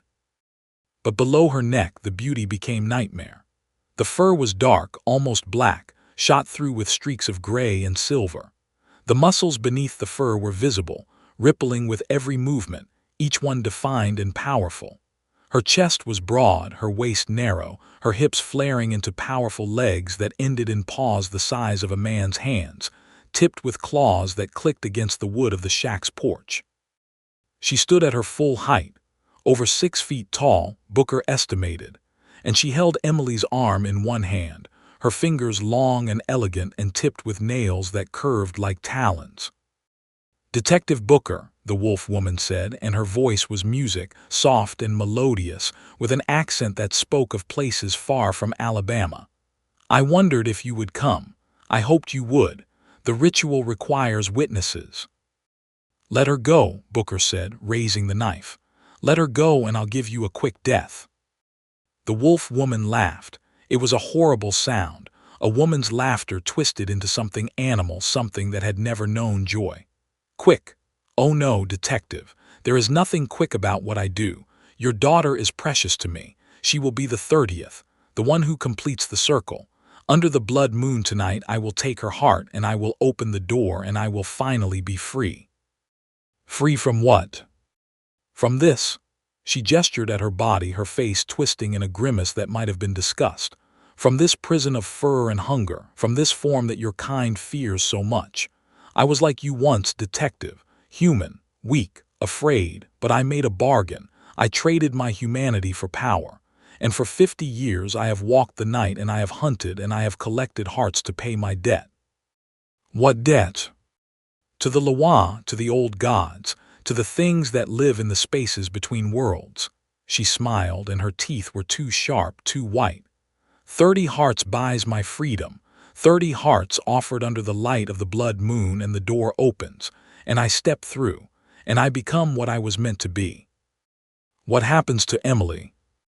She dies, the wolf woman said simply, as all mortals must, but her death will have meaning, her death will buy my freedom, her death will open. The rifle shot was deafening in the clearing. Pettigrew had fired, aiming for the wolf woman's head, the bullet traveling faster than the speed of sound. It hit her square in the face. Booker saw the impact, saw her head snap back, saw the spray of blood and tissue. For a moment he thought it was over. He thought Pettigrew's aim had been true, that the creature was dead. Then she straightened. The hole in her face, a hole that should have killed anything mortal, began to close. Flesh knit itself together, bone reformed. In 5 seconds there was no wound, no scar, just pale, perfect skin and green-gold eyes that blazed with fury. Silver, the wolf woman hissed. You brought silver, that was unwise. She moved. Booker had never seen anything move so fast. One moment she was standing on the porch. The next she was across the clearing, her claws extended, her mouth open in a snarl that showed teeth like ivory daggers. Pettigrew fired again and again and again. 3 shots, each one hitting the creature in the chest, each one doing nothing but making her angrier. Run, Pettigrew shouted, but it was too late. The wolf woman was on him.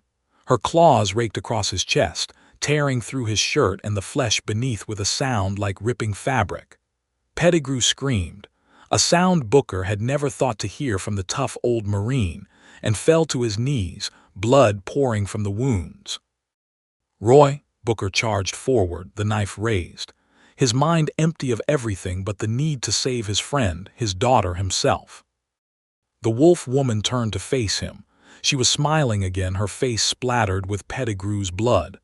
The knife, she said, the star metal, that could hurt me, detective, that could kill me, if you were fast enough, if you were strong enough, if you were anything but a weak, frightened old man. She lunged.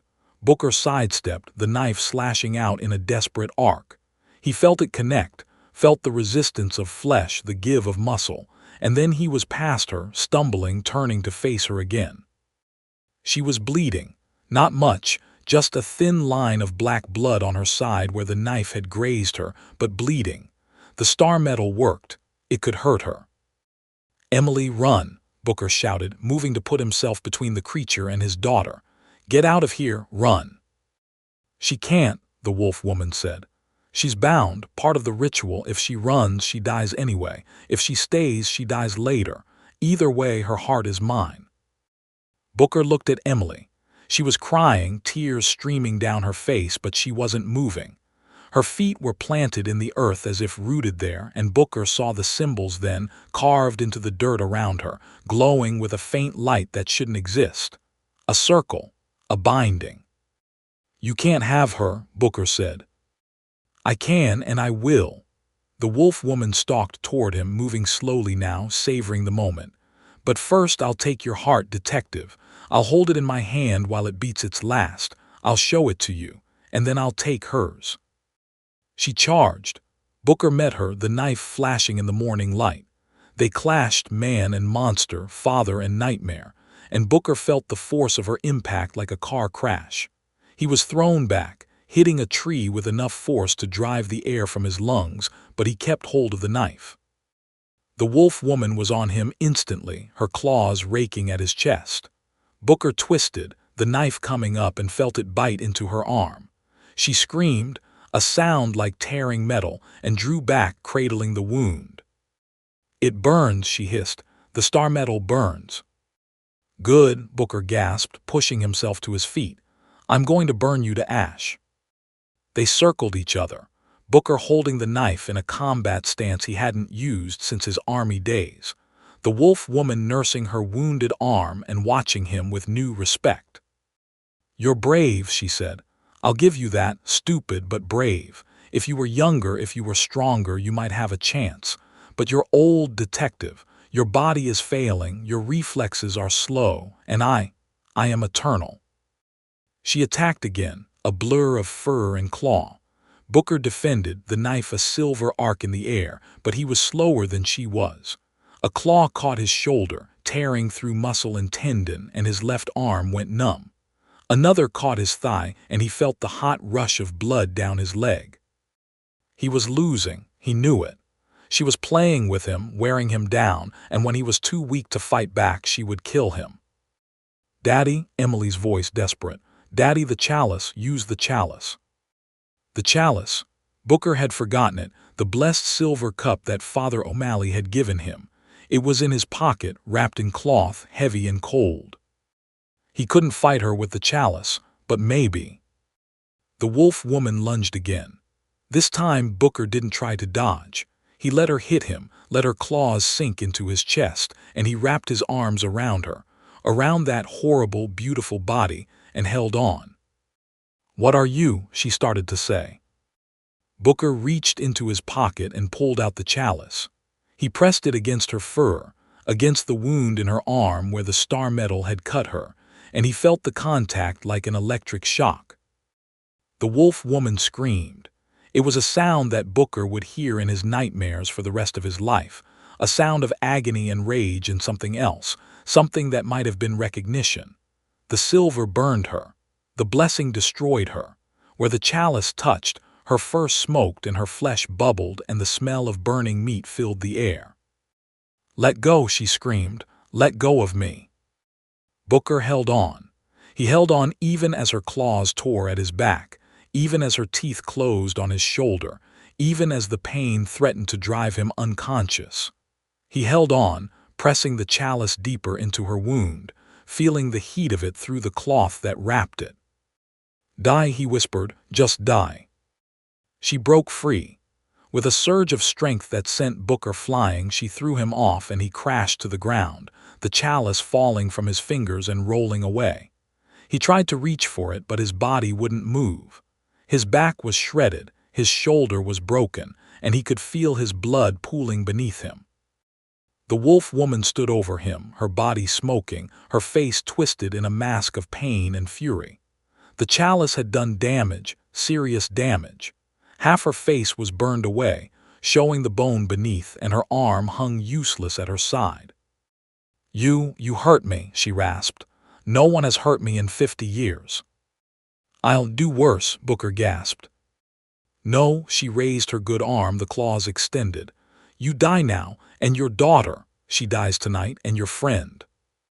She turned to look at Pettigrew, who had dragged himself to a sitting position and was trying to reload his rifle with shaking hands. "Your friend dies last, slowly." "No." The voice was Emily's, strong and clear, cutting through the haze of Booker's pain. He turned his head, looking toward where his daughter stood in her binding circle, and what he saw made his heart stop. She was holding the chalice. She had picked it up from where it had fallen, and she was holding it in both hands, her eyes clear and focused, and filled with a determination that Booker had never seen before. "You want a heart," Emily said. "Take mine." She drove the chalice into her own chest. Not hard enough to kill, not immediately, but hard enough to draw blood. Hard enough that when she pulled it out, the silver was stained red with her life. "What are you doing?" the wolf woman screamed. "That's mine, that's my heart, you can't." "It's not yours," Emily said, and she was crying, but her voice was steady. "It's mine, and I choose what to do with it." She threw the chalice. It spun through the air, end over end, blood flying from it in an arc of red. The wolf woman tried to dodge, tried to move, but she was wounded, slowed, and the chalice hit her square in the chest. The effect was immediate and terrible. The silver, blessed by a priest and anointed with willing sacrifice, sank into the wolf woman's flesh like water into sand.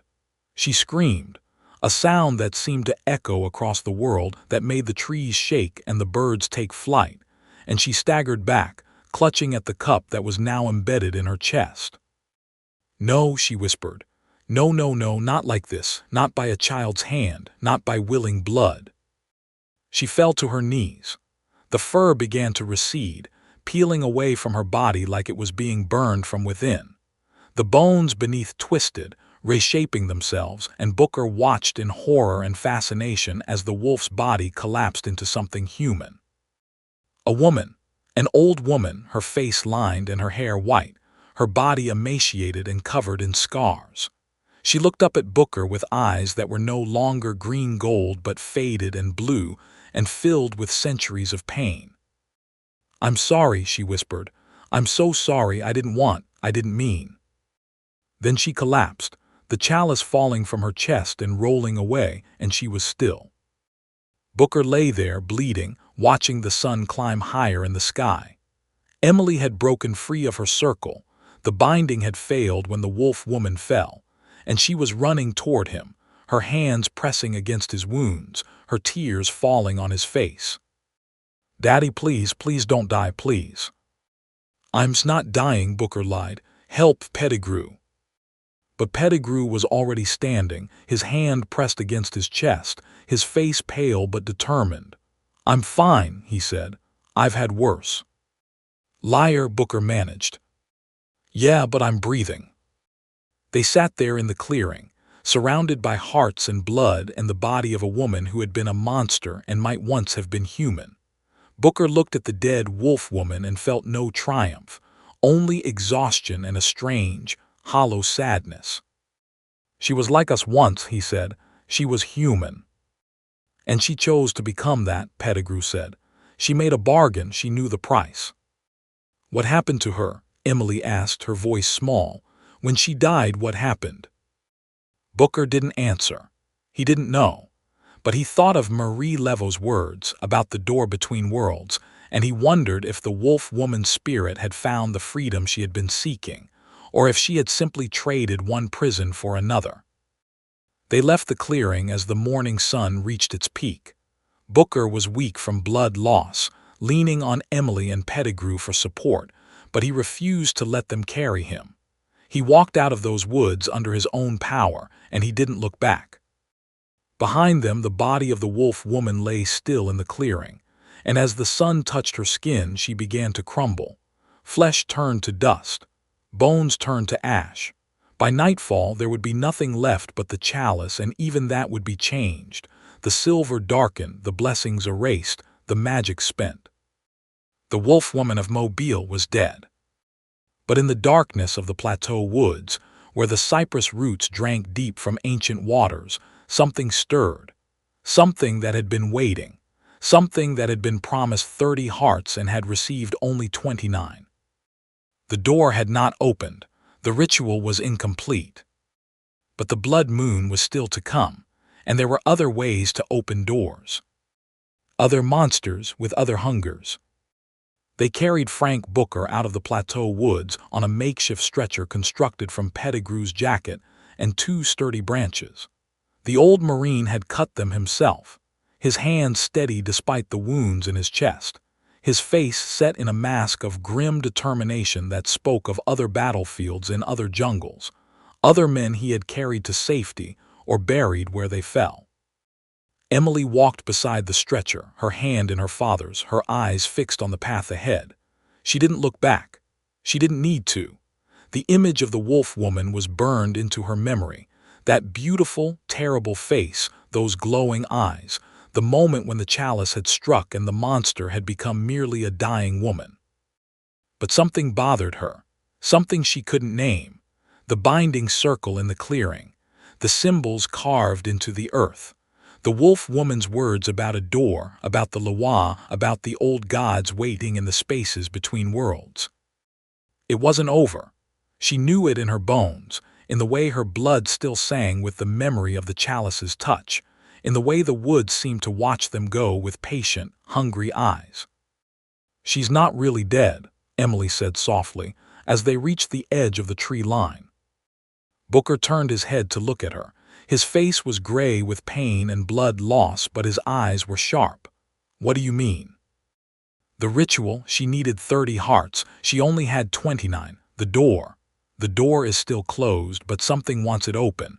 Something that helped her, something that's still waiting." "What kind of something?" Pettigrew asked, not breaking stride. "I don't know, but when I was in the circle I could feel it, like being watched from very far away, from somewhere else. Something that knew I was there, something that was hungry." They reached Pettigrew's truck, parked on the dirt road that bordered the woods. Booker was lifted into the back seat, his wounds examined with the rough efficiency of men who had seen too much blood and knew that some wounds couldn't be treated with field dressings. "Hospital," Pettigrew said. "Mobile General, 20 minutes if I drive fast." "No," Booker gasped. "Marie Level, take me to her. She knows she can explain." "You're dying, Frank," Pettigrew said, his voice harsh. "You need a doctor, not a voodoo priestess." "I need answers," Booker said. "And she has them. Please, Roy, trust me." Pettigrew looked at him for a long moment, then nodded. "Fine. But if you die in my truck, I'm dumping your body in the river and saying I never saw you." "Fair enough." They drove through Mobile in silence, the truck rattling over potholes, Booker wincing with every jolt. Emily sat in the back with him, her hand pressed against his wounds, trying to stem the bleeding with nothing but pressure and prayers. Dauphin Street was waking up as they arrived. Shopkeepers were opening their doors, sweeping their steps, preparing for another day of commerce.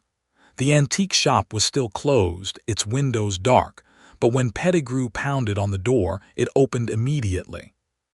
Marie Level stood in the doorway, ancient and small, her eyes clouded with cataracts, but somehow seeing more than they should. She took in Booker's condition with a glance and stepped aside. "Bring him in, quickly." The interior of the shop was a maze of shelves and cabinets, filled with objects that Booker couldn't identify and didn't want to touch. There were masks on the walls, African masks, Caribbean masks, masks with expressions of agony and ecstasy that seemed almost to move in the dim light. There were statues, saints and lawas and things that were neither, carved from wood and stone and bone. There were bottles filled with liquids of various colors, herbs hanging from the ceiling, and everywhere the smell of incense and old wood and something else, something that reminded Booker of the clearing in the woods.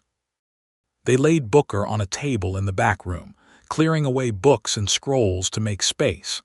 Level examined his wounds with gentle hands, her face grave.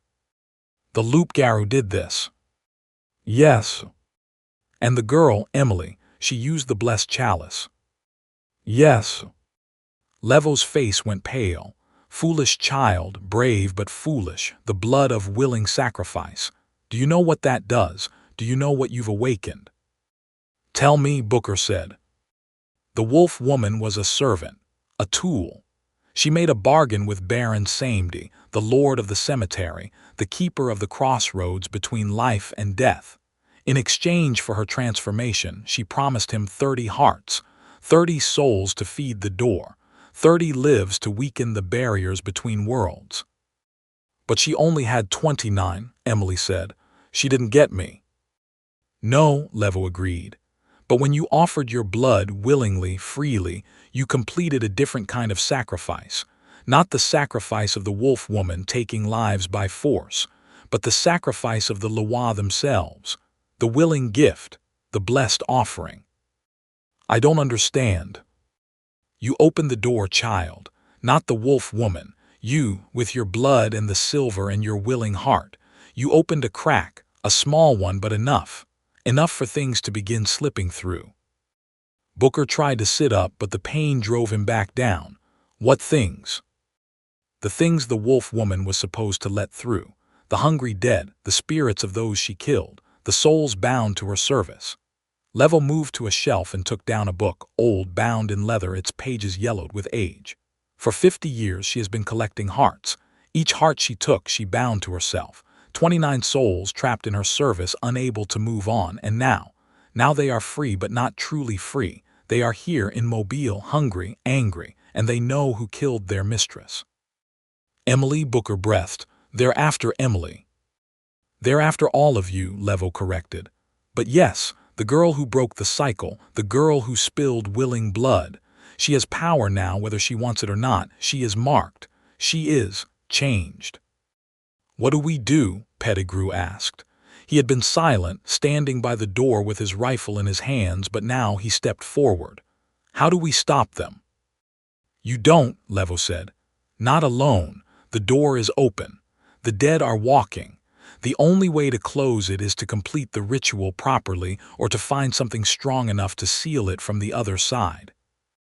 What kind of something? A sacrifice. Levo's eyes met Booker's.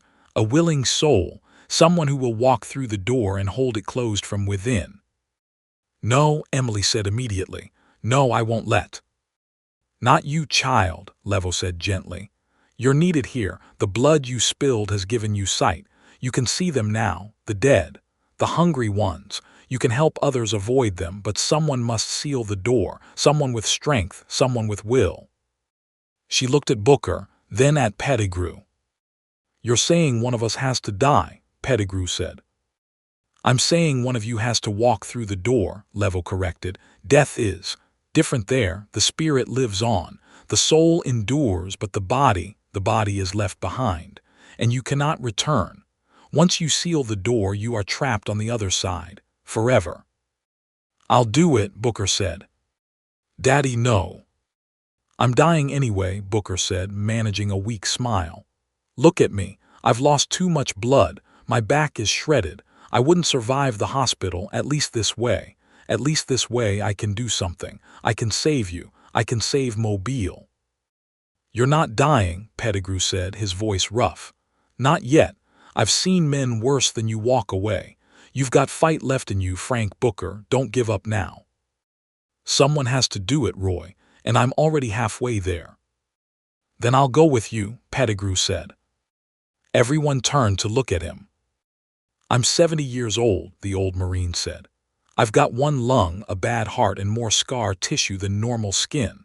I wasn't lying about dumping you in the river, Frank. I don't have much time left either way. And those things in the woods, the hungry dead, I've fought enemies before, Japanese in the caves, Chinese in the snow. I can fight dead men. Roy. Two of us, Pettigrew said, ignoring Booker. Two old men walking through together. We hold the door, we seal it, and your daughter lives, and the city lives, and the wolf woman's victims finally rest. Levo was quiet for a moment, considering. Two might work, she said finally. The door requires a sacrifice, but sacrifice can be shared, divided. Two men walking through together, holding each other up, might have the strength to hold the door closed forever. How? Booker asked. How do we do it? The door opens under the blood moon. Tonight, at midnight. You must be in the clearing when it opens. You must walk through willingly together, and you must not look back. The dead will try to stop you. They will pull at you, scream at you, show you your worst fears. You must not falter. You must not hesitate. You must walk through, and on the other side you must find the bar that holds the door. It will be heavy. It will be cold. But if you can lift it, if you can slide it into place, the door will close. And we'll be trapped. Yes, Levo's voice was soft. But not alone. You will have each other. And the dead you save will be there too, not as enemies but as companions, fellow travelers. They will not harm you once the door is sealed. They will have no reason to. Booker closed his eyes, considering. When he opened them, he looked at Emily. You understand what I'm asking, what I'm doing. "You're leaving me," Emily said, her voice breaking. "You're going to die and leave me alone." "I'm saving you," Booker said. "There's a difference." "Not to me." "Emily," Booker reached out, taking her hand. "Listen to me. What I do today, I do because I love you, because I've always loved you, because protecting you is the only thing I've ever been good at. When your mother died, I swore I would keep you safe, and I've failed over and over, but not this time. This time I'm going to succeed, even if it costs me everything." Emily was crying now, silent tears running down her face. "I don't want you to go." "I know, but I have to, and you have to let me." They held each other for a long moment, father and daughter, the morning light streaming through the window. Then Pettigrew cleared his throat. "We need to prepare," he said. "If we're doing this, we're doing it right. Weapons, armor, anything that might help on the other side." "Faith," Levo said. "That's all. The dead cannot harm what they cannot grasp, and they cannot grasp faith. Hold to what you believe in God, in country, in each other, and they cannot touch you." "I have faith in my rifle," Pettigrew muttered. "The rifle will not work on the other side," Levo said. "Bullets pass through the dead like wind, but the knife," she looked at Booker, "the star metal, that will work. It cuts more than flesh. It cuts spirit. It cuts the bonds that hold the dead to this world." Booker still had the knife. He had sheathed it before they left the woods, and now he drew it, looking at the blade that had saved his life. "Will it work on the other side?" "Yes, it was forged from metal that fell from the sky. It carries the weight of heaven. The dead fear it." "Then I'll take it." "And I'll take my memories," Pettigrew said. "My grandfather's necklace. The things I've seen, the things I've survived, that's my faith. That's what I'll hold to." Levo nodded. "Good, now rest, both of you. The blood moon rises at midnight and you must be ready." They spent the day in Levo's back room, sleeping in shifts, eating the soup the old woman prepared, talking in low voices about things that didn't matter, baseball games and fishing trips and the time Booker had arrested a goat for eating the mayor's flowers. They didn't talk about what was coming. They didn't need to. As the sun began to set, Emily sat with her father, holding his hand, not speaking. Booker watched the light fade from the window and thought of all the things he would never do. He would never walk Emily down the aisle. He would never hold his grandchildren. He would never retire to a little house on the Gulf and watch the waves roll in. But he would save her. That was enough. That had to be enough. At 10 o'clock they rose. Levo had prepared supplies, food and water for the journey, though she admitted she didn't know if they would need them. "The other side is not like here," she said. "Time moves differently. Distance is. Strange. You may walk for minutes or years. You may find the door immediately or you may search forever." "We'll find it," Pettigrew said. "I'm too stubborn to get lost." They drove back to the Plateau district in silence. The streets were empty, the houses dark, the city holding its breath. The blood moon was rising, huge and red on the eastern horizon, casting a crimson light over the world that made everything look like it was covered in blood. They parked at the edge of the woods. Booker and Pettigrew climbed out, leaning on each other for support, two old men facing something that no one should have to face. "You sure about this?" Booker asked. "No," Pettigrew said, "but I'm going anyway." "Good enough." They started into the woods, Emily following behind. "You should go back," Booker said, not turning around. "You shouldn't see this." "I'm seeing you to the door," Emily said. "I'm going to be there when you walk through. I'm going to watch you go. And then I'm going to live the life you saved. I'm going to make it worth something." Booker stopped, turned, looked at his daughter, really looked at her as if seeing her for the first time. She was grown now, a woman, strong and brave and more than he had ever hoped she would be. "I'm proud of you," he said. "I've never told you that enough, but I'm proud of who you are, of who you're going to be." "I know, Daddy." "Good," he turned back to the path. "Then let's end this." They reached the clearing as the blood moon reached its zenith. It was different than it had been that morning. The circle of hearts was glowing now, each one pulsing with a faint red light. The symbols in the earth were burning, lines of fire that traced patterns Booker couldn't understand. And in the center of the clearing, where the wolf woman's den had been, the air was tearing open. It was a door.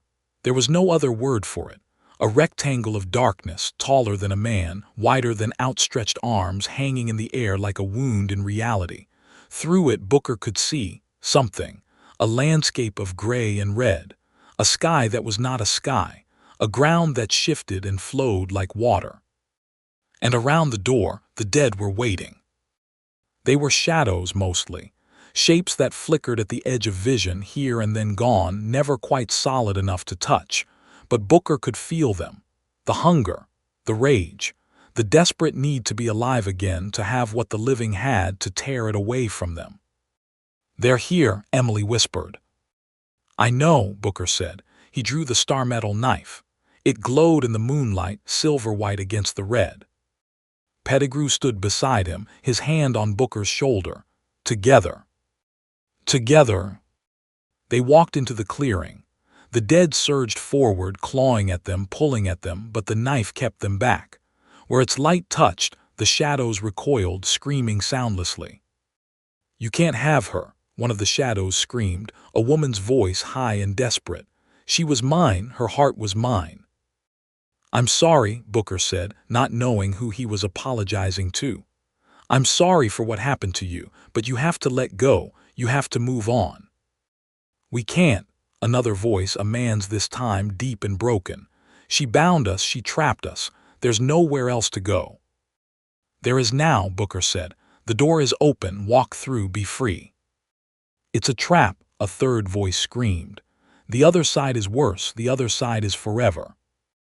"Maybe," Booker said, "but it's better than here, better than hunger, better than rage." They reached the door. The darkness yawned before them, vast and cold. Booker could feel it pulling at him, not just physically but spiritually, tugging at something deep inside, the part of him that was more than flesh and blood. "Ready?" Pettigrew asked. "No, but let's do it anyway." They stepped through. The world changed. Booker had expected darkness, but this was not darkness. This was absence. The absence of light, of sound, of sensation. He was floating in nothing, Pettigrew beside him, and he couldn't feel his body, couldn't feel the knife in his hand, couldn't feel anything except the cold, deep, endless, absolute cold. "Frank," Pettigrew's voice, coming from everywhere and nowhere. "Here." "I can't see, I can't feel my legs." "Keep talking, keep holding on, we're still together, we're still." Light, sudden, blinding, burning light. Booker screamed, his eyes searing, and then the light faded and he could see again. They were standing on a plain. Gray dust stretched in every direction, featureless and flat. Above them the sky was the color of old blood, and the blood moon, hung like a wound, dripping light that pooled on the ground in crimson puddles. And before them the door. It was the same door they had walked through, but seen from the other side. A rectangle of light, blazing white, showing the clearing in the plateau woods. Booker could see Emily standing at the edge, her hands pressed to her mouth, her eyes wide with horror or awe. He could see the circle of hearts, the burning symbols, the door hanging in the air like a promise. But there was something else. A bar across the door. A beam of dark metal, etched with symbols that Booker couldn't read, holding the door open from this side. "There," Pettigrew said, pointing. "That's it. We lift that, slide it into place." "How?" Booker asked. "It must weigh." "Hundreds of pounds, thousands, more than any two men could lift." But as he watched, shapes began to emerge from the gray dust. The dead. The 29 souls the wolf woman had bound. They were clearer here, more solid, men and women and even children, their faces pale, their eyes empty, their bodies bearing the wounds that had killed them. They surrounded Booker and Pettigrew, silent, watching. "What do you want?" Booker asked. One of them stepped forward, A young woman, her chest a ruin where her heart had been torn out. To help, she said, her voice like wind through dry leaves. To be free, to go home. We can help you, Booker said, if we seal the door. You will trap yourselves, the woman said. You know this. We know. Why? She tilted her head, curious. Why would you do this, for a daughter, for a city, for people you don't know? Because it's right, Booker said. Because someone has to, because that's what fathers do, that's what men do. We protect, we sacrifice, we give everything so that others don't have to. The woman was silent for a moment. Then she smiled, a real smile, the first expression of anything other than hunger that Booker had seen on any of the dead faces. Then let us help you, she said. Let us share the burden, let us lift the bar together.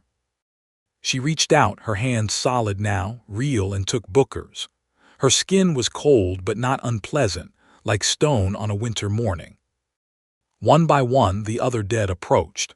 They took Booker's hands, Pettigrew's hands, each other. They formed a chain, 29 spirits and 2 living men, and together they turned to face the door. On 3, Booker said. 1, 2, 3. They lifted. The bar was heavy, heavier than Booker had imagined, heavier than anything had a right to be. It was the weight of death itself, the weight of endings, the weight of all the goodbyes that had ever been said. It pressed down on them, crushing, suffocating. But they were many, 29 dead carrying the weight of their own deaths, 2 living carrying the weight of their sacrifice, and together, slowly, inch by inch, they raised the bar. Slide it, Pettigrew grunted. Slide it into place. They pushed.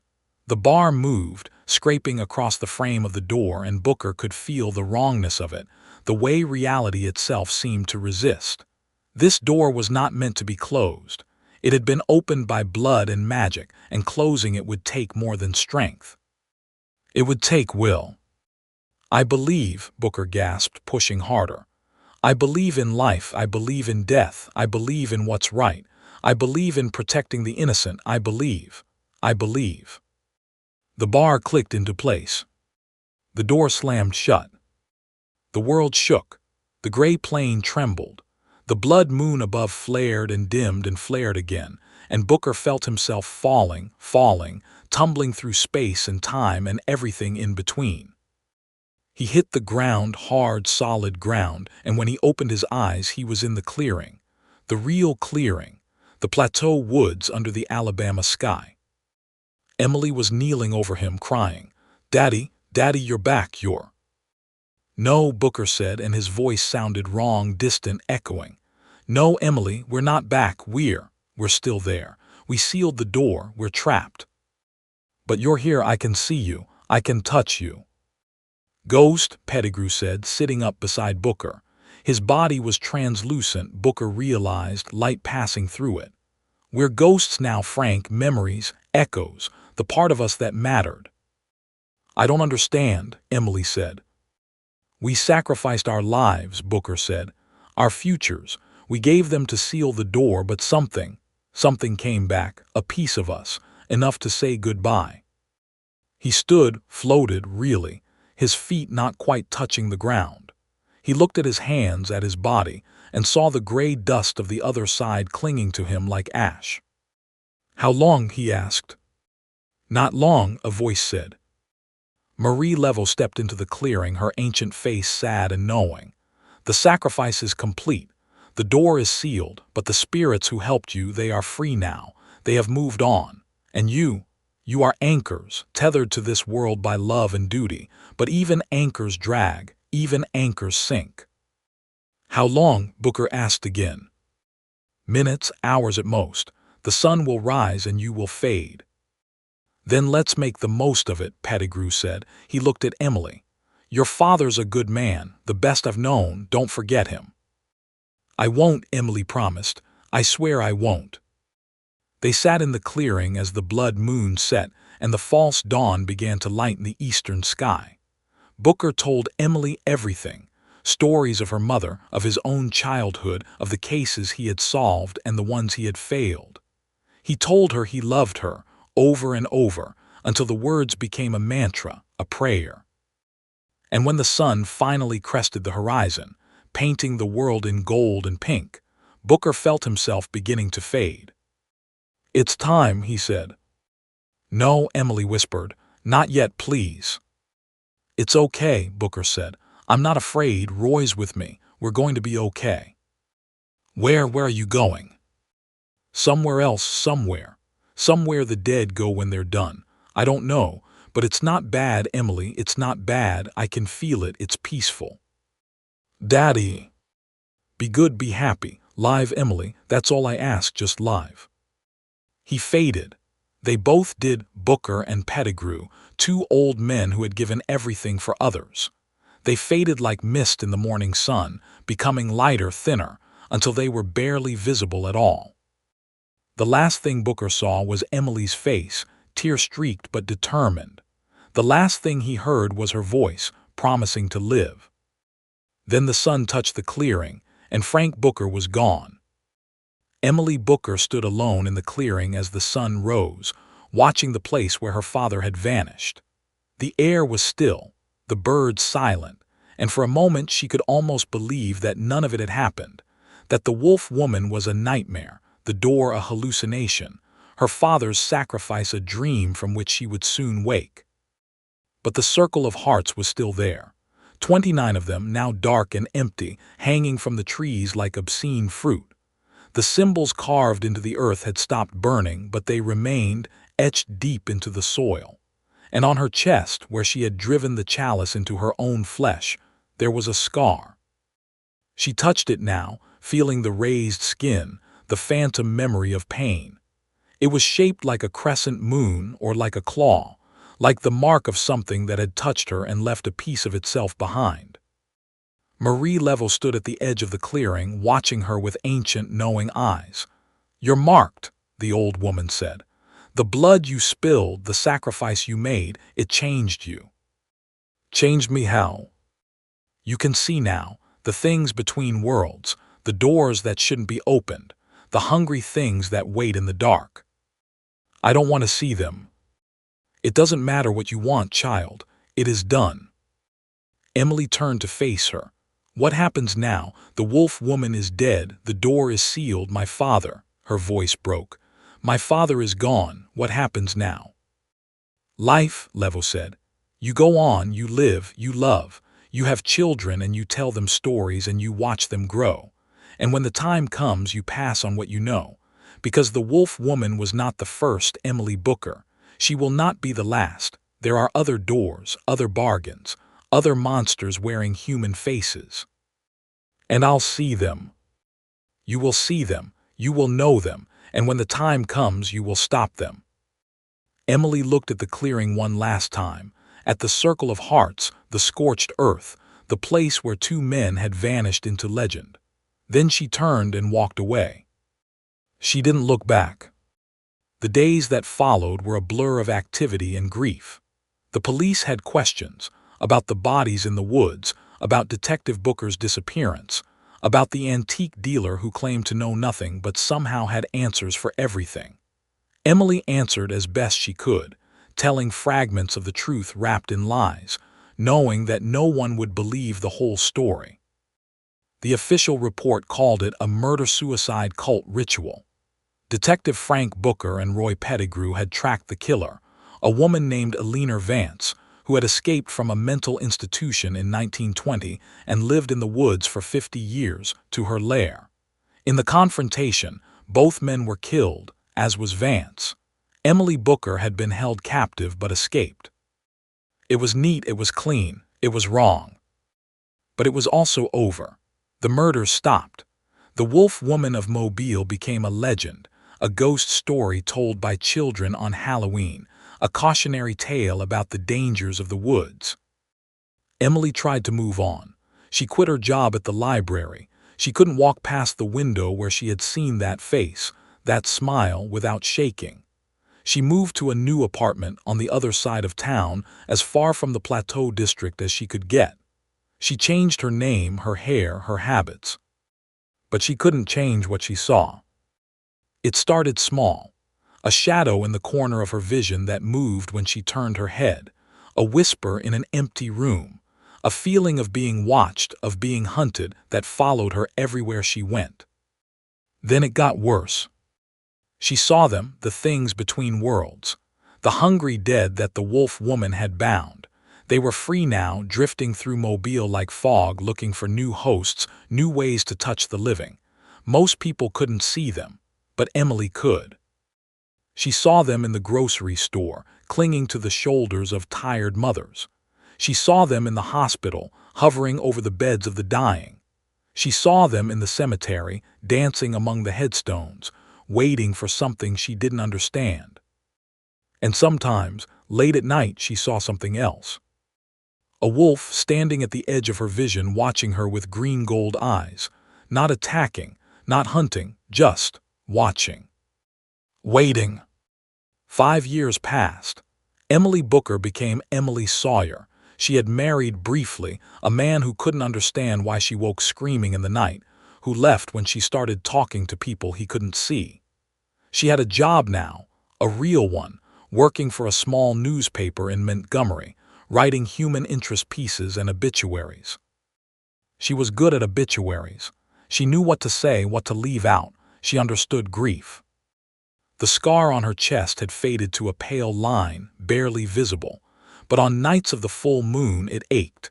It burned, and she would stand at her window, looking out at the darkness, and she would remember. Tonight was one of those nights. April 8, 1976. 5 years to the day since her father had walked through the door. The blood moon, the real blood moon, not just the anniversary, was rising over Mobile, and Emily felt the pull of it like a tide. She had promised him she would live, and she had, but she had never promised to forget. She drove to the Plateau district, her hands shaking on the wheel. She hadn't been back since that morning, hadn't set foot in those woods, but something was calling her, something she couldn't ignore. The clearing was different. The hearts were gone, removed by the police or rotted away. The symbols in the earth had been washed away by rain. The trees had grown, new leaves covering old scars. But the door was still there. Not open, not visible, but Emily could feel it, a thinness in the air, a place where reality had been stretched thin and then mended. The place where her father had sacrificed everything. "Daddy," she whispered. No answer. The woods were silent. She walked to the center of the clearing, her feet finding the path they had taken 5 years ago. The earth was soft here, and she knelt, pressing her hand to the soil, feeling the memory of what had happened. "I'm here," she said. "I'm still here. I'm still living, just like I promised." "Are you?" The voice was soft, feminine, and Emily spun around, her heart hammering in her chest. A woman stood at the edge of the clearing. Not the wolf woman, this was someone different. Younger, maybe 25, with dark hair and pale skin and eyes that seemed to glow in the moonlight. But there was something wrong with her. Something in the way she held herself, too still, too predatory. Something in the way the shadows seemed to cling to her as if she were pulling them in. "Who are you?" Emily asked. "I am the one who was promised," the woman said. "I am the one she was trying to bring through, the bargain she made, the door she wanted to open." "The wolf woman." "Her name was Eleanor," the woman said. "She was my sister, my twin. She made the bargain, took the form, collected the hearts, all for me, all to bring me back." Emily backed away, her hand going to the scar on her chest. "You're dead." "I was." The woman smiled, and her teeth were too sharp. "For 50 years I wandered the gray lands, hungry, angry, waiting, but Eleanor kept her promise. She gathered the hearts, she prepared the way, and when your father sealed the door, he didn't seal it completely." "What?" "He sealed it from the other side. But doors have 2 sides, Emily Booker, and while he held it closed from within, someone could open it from without." Emily felt the ground tremble beneath her feet. She felt the air grow cold, felt the thinness at the center of the clearing begin to tear. "No," she whispered. "No, he wouldn't, he didn't." He gave you 5 years, the woman said. 5 years to live, to love, to forget, but the blood moon remembers. The debt must be paid, and Alina's bargain, it was never with her, it was with me. She stepped into the moonlight, and Emily saw the truth. The woman was beautiful, heartbreakingly, impossibly beautiful. But beneath the beauty, beneath the skin, something moved. Something with fur and claws and teeth. Something wearing a woman's face but never truly human. "You're the wolf woman," Emily breathed. Alina was just a vessel. Alina was a means to an end. She took the form so that I could take the soul. She hunted so that I could feed, and now, the creature smiled and her eyes glowed green gold. Now I am here, in the flesh, in the world, and I am still hungry. She lunged. Emily stumbled back, her hand clutching at her scar, feeling the old magic surge within her. The blood she had spilled, the sacrifice she had made, the power that had marked her forever. "No," Emily said, and her voice was stronger than she felt.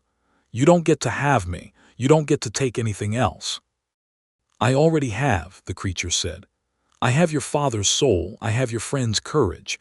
I have 29 hearts waiting in the dark, bound to me by blood and bargain." "Then take them and go back where you came from." "I can't." The creature cocked her head, bird-like, curious. "The door is sealed from the other side. I can't return. I can only go forward, and forward. Forward means Mobile. Forward means this world. Forward means you, Emily Booker, you and everyone like you." She circled Emily, moving with that terrible, fluid grace, her eyes never leaving Emily's face. "You know what I am. You can see me. That makes you special. That makes you valuable." "I'm not special. I'm just a woman." "A woman marked by blood magic. A woman who opened a door with her own hand. A woman who can see between worlds." The creature laughed. "You're more than you know, Emily, and I can teach you. I can show you what you could be, what you could become." Like Alina. Better than Alina, stronger, the bargain she made. It was desperate, fearful. She didn't understand what she was becoming, but you understand. You've seen the cost. You know what waits in the dark, and you know how to fight it. "I don't want to fight it. I want to be left alone." "No one is left alone," the creature said. "Not really. The dead are always with us. The hungry ones, the ones who want what we have." She stepped closer, her breath cold against Emily's face. "I can protect you. I can teach you, in exchange, just a small thing." "What?" "Your heart, not literally. I don't need another heart. I've had enough of those, but your spirit, your will, your determination to fight. Give me those and I will make you strong. Stronger than Alina, stronger than any human who ever lived." Emily looked at the creature, at the beauty and the horror, at the promise and the threat. She thought of her father fading in the morning sun. She thought of Pettigrew, stubborn to the end. She thought of the 29 souls, finally free, finally at peace. And she thought of the world, her world, the world of libraries and newspapers and ordinary people who didn't know about the things in the dark, the world her father had died to protect. "No," she said. The creature blinked, surprised. "No. No, I won't bargain with you. I won't give you anything. And I won't let you have this world. You can't stop me. You're just a woman." "I'm Emily Booker," Emily said, and she felt the power surge within her, the mark on her chest burning, the memory of blood and sacrifice filling her with strength she didn't know she had. "I'm the daughter of Frank Booker who walked through the door to save me. I'm the woman who killed the wolf woman, and I am not afraid of you."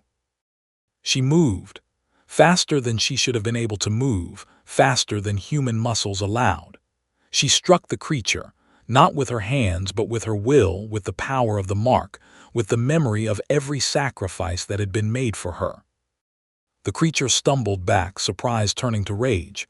How dare you touch me?" "I dare because I have to," Emily said.